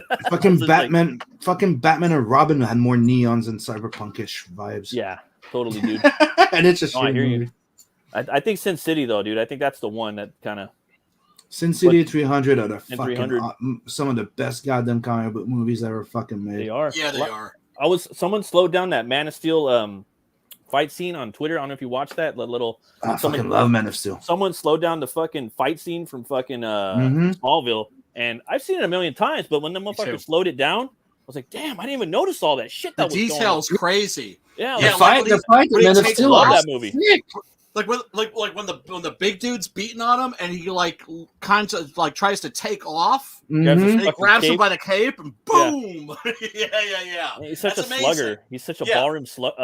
barroom slugger, a fucking haymaker. You know, I fucking love, like a I fucking gorilla. love that movie, dude. Even though I have I love it two too. problems with two key, like I don't like the Lois Lane. I don't like what they did with the dad. But Same here. anything, Yeah. just that, even with that, dude, the movie is fucking awesome. Awesome. Like, I'm sorry, it's the Yeah, best it's tight, goddamn dude. Superman movie ever fucking Oh, made. ever. I And agree. it's one of my favorite and it's movies. not Yeah. not taking anything away from Christopher Reeves. No, No. not even. And for no, me, not- it was not at it all. was It's a very different- 90s. That's why I liked it. It was very kind of like a lot of it's too dark. I'm like, well, I kind of grew up with. I'm a guy from the 90s, a kid, you know, and I I'm grew sorry, up with people are Superman dark, and versus- he And goes through growth. Superman That's Yeah. is fucking Superman. No, it's Right? Superman in the making. the making Well, and It's watch the the guy- Smallville fight. it's- Watch him save people falling from the sky. He You does see him things from when being he a can. kid. You see him He's a growing kid. to it being a man, Right, of learning course. He's a to whole be kid a from the man. fucking movie. He's a Yeah. whole kid in the movie. He's a fucking Right. kid in the movie. I'm sorry. Right. I mean, yeah, you're 18. You're an adult. You can go But you're- drink in some countries. You're a fucking kid, motherfucker. Mhm. But look, the scene that you're talking about, right? One of the little details that I always love about that is when he's like looking down the street of Main Street of fucking Smallville, The Western. right? And he sees them at the fucking end, That's the. and he's that's like the walking Western. down the street, and he's Yeah. like sucking up his courage, right? Yeah. Because Yeah. he's scared, and he's Uh-huh. telling right, and he turns to the people, and he's like, "Get inside, it's not safe. It's not Yeah. safe out here." And I'm just like, "There's," and that's He is trying, but dude, he needs to learn, and he doesn't even know his powers. He doesn't know. Yeah. yeah. And It's he a saves Superman that in the Marine. making. That's He what saves I the love Marine. so much about it, because everyone Yeah. was always like, "Here's the Boy Scout right away, Superman," and they don't know Well, what to do afterwards. I just remember leaving the theater like that. They was showed tight you as the fuck, growth you of know? a fucking man. Yeah. It's like saying like the path from the kid to a king. right. Yeah. So the guy obviously has to make some mistakes, Yeah. Yeah. has to rush it. Like, come on. But it captures the basic decency of that character. Do you know Yeah. what I'm saying? Yeah. The decency of Kal-El. How That he fucking becomes dude, the man. iconic. Yeah. And holy shit, man! Somebody who has that kind of But, power dude, and that kind of responsibility. There's also that wonderful scene at the Do you truck know stop. why people didn't like it? Yeah. Didn't like the movie. I always Yeah. said it, and I Yeah. put Why? I put the Yeah. finger on it, and I'm pretty sure it's that because, dude, it's the Oh, same yeah. thing they that's always fucking bring up. Yeah. Mhm. Okay, I'm sorry that movie made you realize how much of a sheep you are and how much you would worship that motherfucker like a fucking second coming of Christ. Of course. I'm sorry Yes. that it made you realize that much, but that was the entire fucking point. Yes. That Yes. people stop being sheeps and follow like they are now. Yep. Yeah. Right. Yep. It was like somebody was saying on a stream a while ago, like, oh, you look at like They Live and like how the signs say obey and all this other stuff. Mhm. It's like, what Yeah. would those say now? And I'm like, the same exact shit. The same. That's why Yeah, the movie right? grows up because it's the same fucking thing. It's the Yeah, I same could watch fucking that thing. movie. And I don't know about you, Sim, but like once I had a kid, sometimes like movies, like stupid little parts, and not Man of Steel, but just sometimes little parts they'll kind of get me like almost teared up, you know. Yep. Oh I don't- yeah. There's Yeah. the scene where when he's a kid and he saves him the bus. He comes Mhm. up out of the water. That shit Yeah. always gets me. I'm like, Yes, I'm like, oh, dude. oh, like, That's hold, like You know, bringing the tear up. That a thing very that, emotional film, I think. Yeah. that thing it's- got to me because it's one of the recurring dream I had after watching Jaws. Oh, Like, yeah, I had one of those weird fucking dreams, right? Like for years, dude, that it was like a bus crashing, right? I was helping everybody to get out of the fucking bus, and when it was my time, I was falling with this fucking thing Sucking to the down. fucking water with the shark and shit. And I was like, that's scary, dude. yeah, but I always wake up. And then what's the greatest detail about that? The best part of that scene is he jumps back in to save the kid that was being a total shit to him. Oh Yep. yeah, And he's Yeah. the one that tells on him too. that Yeah. movie's so good, dude. I'm sorry. I Oh, love that Because movie. that's I one of like the it things. too. That's my another favorite lesson you one learn. of the Snyderverse. Yeah. That's my favorite movie. No Yeah, matter how all of much, easy. no matter how Easy. much you help people, there was always people that will hate you because you helped them. And I love Ben Affleck as Batman. He's my favorite, bar none. Oh, like, yeah, it's yeah, called- but yeah. I love Man of Affleck's Steel. the shit. That's my favorite movie. Affleck's the shit. Affleck's the shit. But Batman versus Superman was, I think, just a clusterfuck. Although the 3-hour version is It's much fucking good. less. You get Clark the Kent Reporter in there. That was the one thing we Yes, didn't get in Man of thank Steel. you. For me, that was the main thing. And Batman is less of a stupid brute. Well, you Like, understand. it makes more sense. It makes more sense how he Oh, is no, he's in the bad. movie. Yeah, he's a fallen Batman. Yeah, Yep. he's smart That's as the fuck, thing. too. He's fallen. Robin's It- dead. Yeah, He's and a he seems to nuanced give a detective in the movie too. Like they don't put it all out there like in the Batman. Right. But he is detecting a lot. He does a lot of shit, and I've seen Yep. documentaries on it too. Like I don't want to get into it right now because I've had a couple beers, but he does do that. He does do that shit. Like he was studying fucking Batman's fighting styles in the first movie, like on a monitor for him to get ready for the fights and things like that. Like in the next movie, he was studying his fight patterns when he was fighting Zod in the first movie. So when he was fighting Superman on the roof in the Frank Miller suit, there were certain punches that Cavill Superman were throwing. Batman studied from watching him fight Kal-El, so he knew which boxers he knew. do too. Yeah, Yeah. and that was detective mode, just recon unboxing. He does a lot of recon. I don't know, man. I fucking love that movie. I just didn't. There's certain things I would have chopped out, and certain things if I had the money, I would have put in there. You know what I mean? Just, and fucking and Matt- Lex Luthor. I didn't like is just Jesse. a I didn't like complete Luthor botch. though. For me, it was Luthor. I didn't like Luthor, and I thought it was a brilliant idea. The concept was brilliant, and it was Zuckerberg It's and poorly Dude. executed. perfect Yeah, idea. no, but I it just was didn't like it. brilliantly executed, but it was changed. Well, If you remember I gotta properly, go because the I first don't want time- to even get into this conversation. it's all good, Pops. Oh, good pops. We'll talk to you soon, brother, man. see you later, Thank you Pops. so Take much it for easy, hanging man. out, man. Batman has the weakest rogue gallery. They all knocked him out. Not one of them cut his throat while he was sleeping. Not one of he's them. the one with the best rogue gallery. Shut up. He is the best. Spider-Man, So much Spider-Man, fun. and then the fucking Ninja Turtles got the. Anyways, when Lex Luthor comes in the Much movie love, Pops. and they call him Lex, Yeah. right? He Yeah. goes, "No, Lex was my dad," yeah. Right. and Right. they were going with the story of that was the son of Lex Luthor. Oh, really? Yeah. It is in the comic. Yeah. And in the first because Lex Luthor looked Lex like him, Luthor, too. Lex Luthor's dad is not Lex. Well, one of the things And that's really his name is not interesting- Lex Luthor. Right.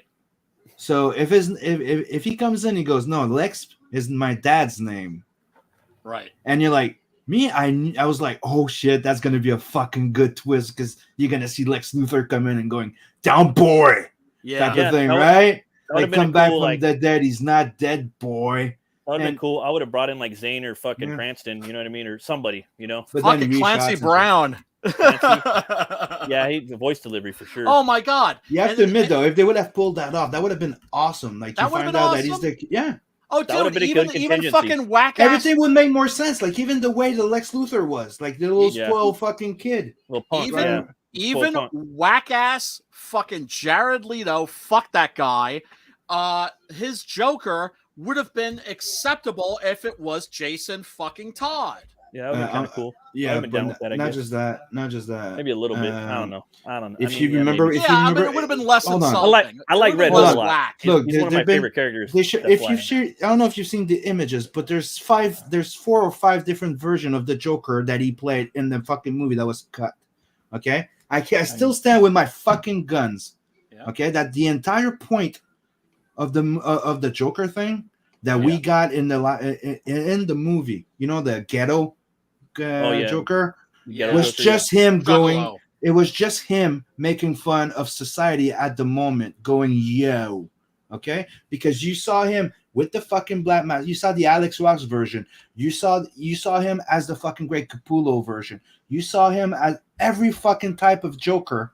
Right. And then you would see the other one where he's like, hey, yo, what's up? I'm full fucking hip hop here. And Yeah, that he was it. hip hop druggy Joker. But you I- can't So- get around didn't the like- fact that it's still fucking Jared fucking Leto. He's not an Yeah. actor. He's a male model. Agreed. I would go with the Gustav Skarsgård from I Vikings. thought- I think he's I- perfect. Oh I my thought he God. wasn't bad because when I saw the shot of him with fucking thing without being the tattooed fucking ghetto fucking Joker, he was fine. With a Tommy gun. Yeah, he was fine. Yeah, he's all Like right. all the other shots that we saw before, he was fine. Like when he was talking, remember if you saw the shot where he fucking talks to her before he fucking turns that way. Like they talked, she had the fucking costume of Harley Quinn. They were fucking turning together. Right. And he talked, and it worked. I was like, oh, I'm excited about this. The only scene in all of Suicide Squad that actually felt like a film, that actually felt like cinema to me and not product, was the scene where he dumps Harley Quinn into the vat of chemicals at the Ace Chemicals, and then he jumps in after her. That's the only scene in that entire movie that felt like an actual film to me. I thought that was fantastic. Yep. I like Croc in there. I just like Killer Croc. I know I'm a fucking barbarian, but I love Killer Croc. I like that version too. I thought Killer Croc too. A lot of people don't like Captain Boomerang. I thought he was perfect. Like everything about Croc, I wouldn't have changed a fucking thing. I would have taken that Croc and put it in any other movie. I thought Captain Boomerang was fucking cool as fuck. Like he was pretty cool. He was funny. Yeah. He was great. He was different, but he was fucking great. And stupid. They pulled him off. They pulled him off pretty good. And stupid, they killed him off pretty fast during the second one. I haven't seen. Yeah, but the second one's a much better movie. It is. It is, but it's a really, really bad ending. It didn't ruin it for me. It just made me kind of go, really? They fucking stopped Starro with fucking rats. Fuck off. Dude, okay, Matt, do me a favor. Go watch it, and I'm sure you're going to have the same feeling as me when you're watching it. Okay? You're gonna end to a part when Starro appears. Like you're gonna feel. I don't want to spoil it. That should have been the end. They should have been like, okay, fuck they say something, and this should have been the end of the movie, and then it goes to Justice League, and then the rest feels like it's extra, and even the quality of the film is different. Like it's really shitty. Like it should have ended by, this is too big for us. This is a Justice League job. Exactly. That's how it should have ended. That's how some comics ended. That's how it should have ended. And it feels like when you're on it, because you're there and you're like, okay, the movie is over. And you see the other one go, no, let's go stop Starro. There's no way you guys can fucking stop Starro. No. That's that Alan Moore character, right? Or Starro? Morrison? No, Starro was. I mean, he's been around forever, but Starro was the first. Kirby, right? He was the first super villain that the Justice League faced as a team in Justice League #1. And basically stolen from a Robert Heinlein novel called The Puppet Masters. So technically, that thing's like he's technically like a Cthulhu-ish type of creature that can spawn different copies of itself, which attach to you and controls you. Right. So do we understand that, dude? The Justice League had trouble fighting that shit. So you're gonna tell me that the Suicide Squad? Okay, sorry, it's not the Suicide Squad. It's only Rat Girl and fucking Harley Quinn. So she jumps with a fucking jab in his eye while she's swimming in water in the eye. You see a whole bunch of rats coming in, which there's more rats than there actually could be. Right. And the girl just actually controls it by the wave of the wand and just standing there. I am a SJW. I just need to whip it. That's the thing with the new Thor movie too. Like it's like I want to see all this new stuff, but I know that Thora and fucking Valkeisha are gonna fucking. It's just. I'm not doing it to myself. I'm not doing it to myself. Really, that's my attitude towards the new Thor movie. It's like, you know what? I'm fucking no. I respect myself. Russell Crowe though, he's like, you got Russell Crowe's like all Greek Zeus in there. He's like, you got to take your clothes off. I can't do it. I'm done. For me, it's like I'm torn between Christian Bale's acting and some fucking Nordic visuals. Nordic Kirby visuals. But keep this in mind, right? People will then like bag on a director like James Gunn for that ending, right? The directors of these movies, they don't have a lot of creative autonomy. Not anymore. They're just fucking do what they're told most. Yeah. Like you notice 70% of the movies.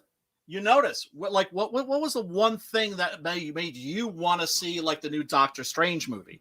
Fucking Sam Raimi. That was the only reason. And I just hear nothing but bad things about it. And nothing but bad things about it. Evidently, the reshoots, that was to get rid of his stuff. Yep. And there's a reason why he very easily could have put a Sam Raimi film on that fucking poster. on that Yeah. fucking marquee. There's a Yeah. reason why he chose not to. Yeah, I bet. He's like, So- oh, guys, what the fuck? What did you do to my film? This is supposed to be Yeah. my big comeback into Marvel. Look what Fuck they you did. guys. Look what Liam, they fucking let's make did to Zack Darkman. Snyder. Yeah, they fucked Snyder Yeah, up. well, they fucked him. They fucked him in the ass. I really just feel fucking like there hard. needs to be a culling. There needs to be a purge. I feel that like that movie and Thor, like after that, I mean, there's nothing really. They're gonna Are you they're gonna have are you guys diminishing happy? returns. Do you guys saw this? I'm pretty happy. Did What? you see what Netflix did? Oh, they No. fired a bunch of fucking. Oh, nasty No, guys. they didn't Yeah. just fire them. They told them Like- they sent a fucking notice. Yeah. Like, You got if a you problem? guys have a problem now with what we're gonna be doing, because we fuck that woke shit. Step If you have a off. problem and you want to go, full SJW, fuck off. And I'm like, So what exactly did the notice entail to their workers?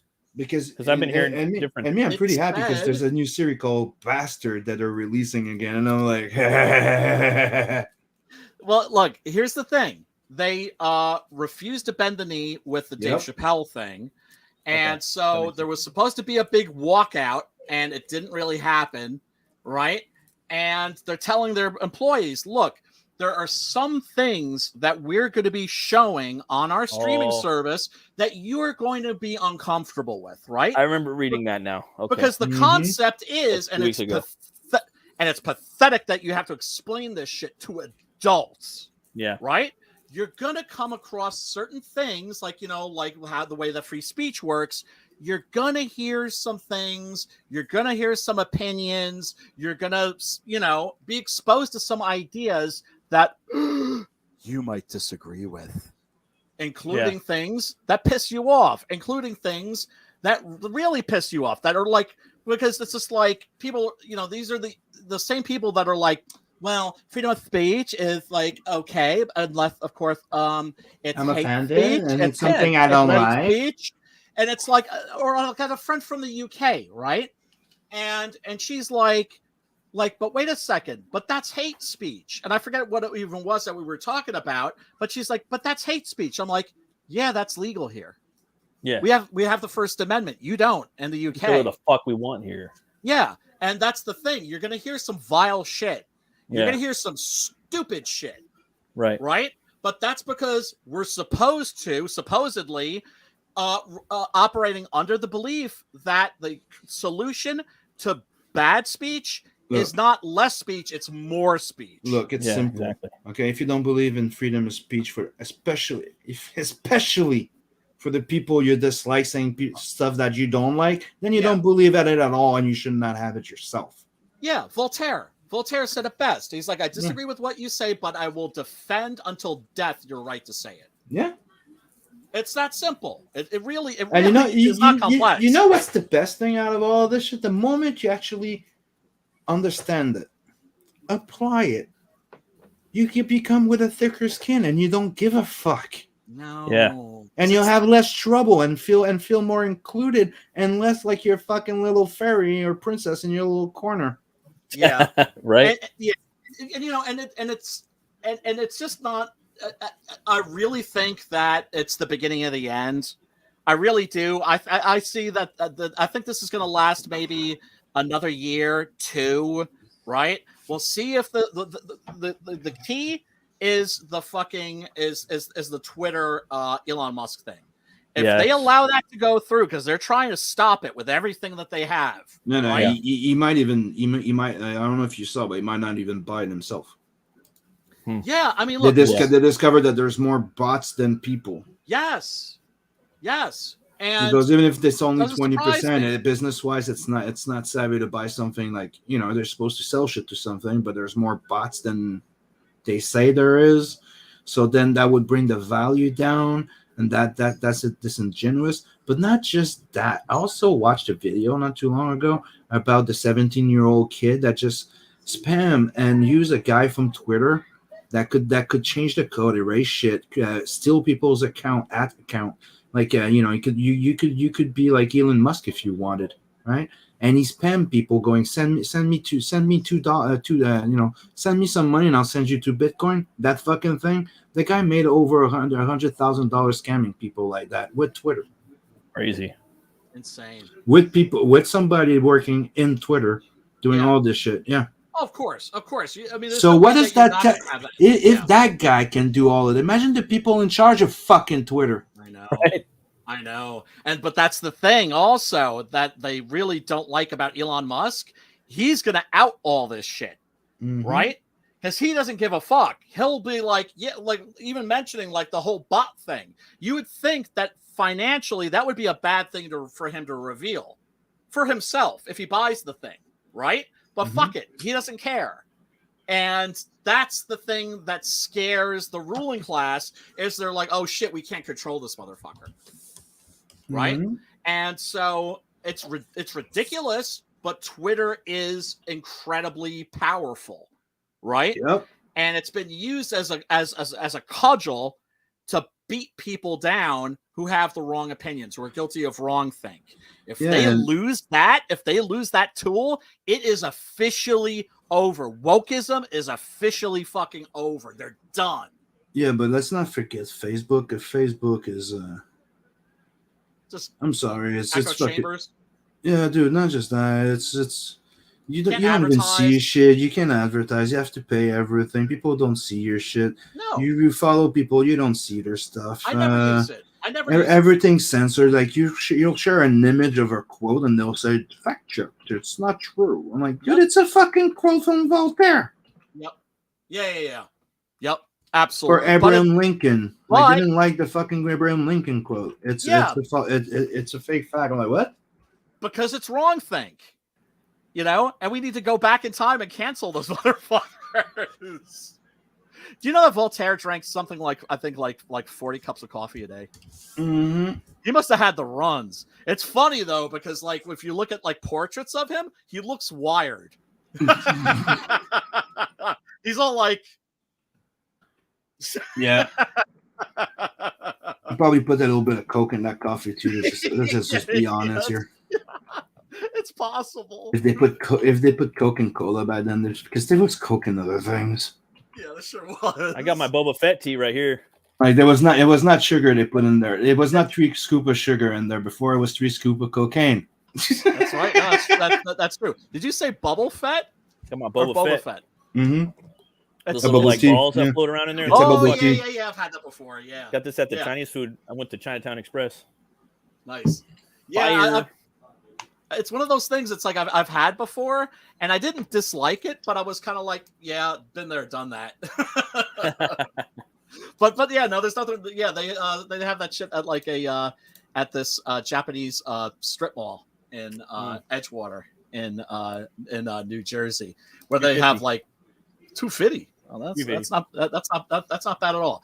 Anyway, folks, I gotta talk to these guys backstage. I bid you all farewell. Oh, I'm thinking maybe next week. I think I may have found our movie.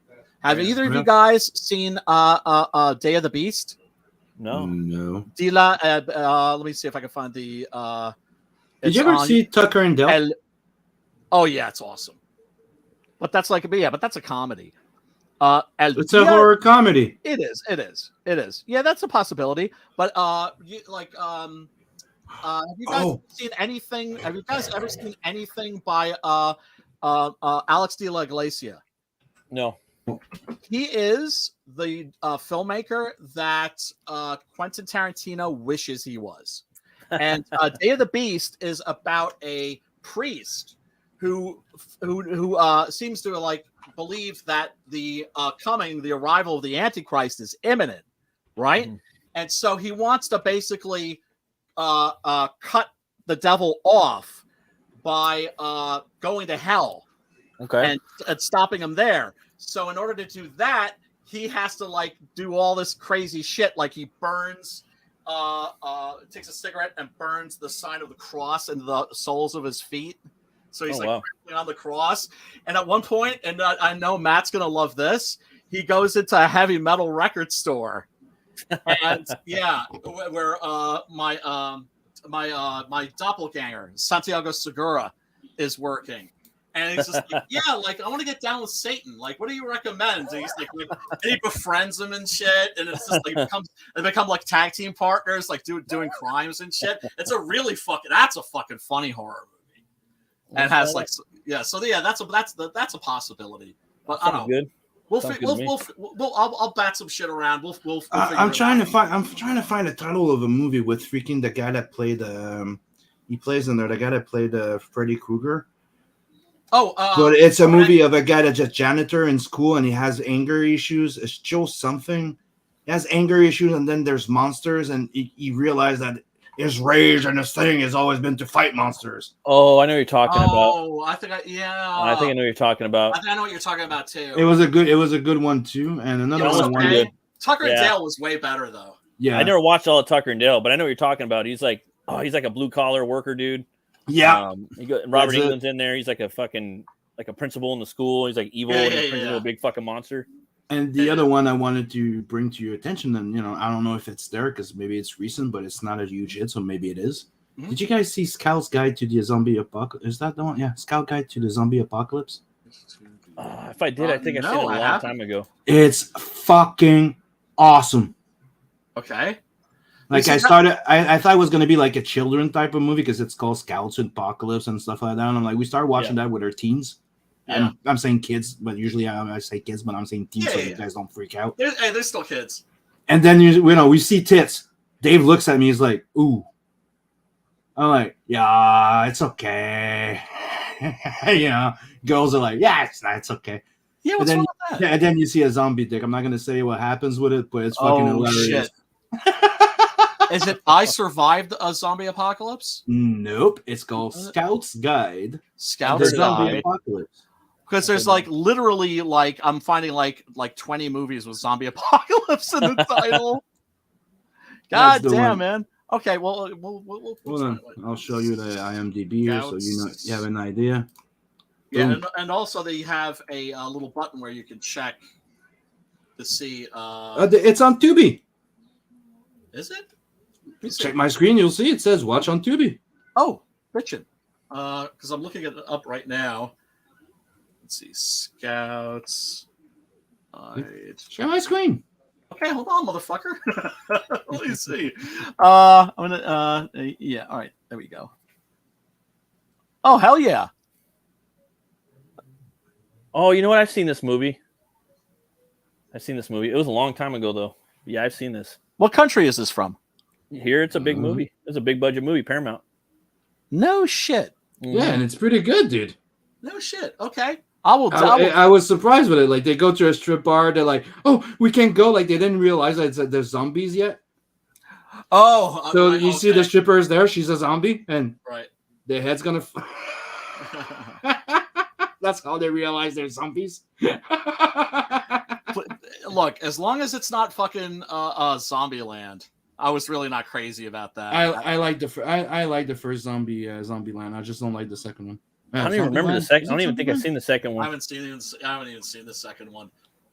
The only thing I liked about the first one was just Woody Harrelson. That dude's always on point. Mm-hmm. Oh, me, I like everything out of its own. Second one is shit. That's what I heard. It's worse than shit. It's like they took the movie, they took the brand, they took a shit on it, they put it in a blender, then they eat it again, then they took another shit, and then they made another shit on it, A microwave it, sprinkled some cat treats on it, and put some wokeism on it. Wokey Land. Yeah, fuck that shit. Anyway, folks, we're gonna figure out what it is that we're gonna be watching next week, and if you have any suggestions, leave a comment. Don't forget to click subscribe, the like button, and the bell too, so you can get notifications. Everybody who's tuned in, thank you so much for tuning in. We love you all, and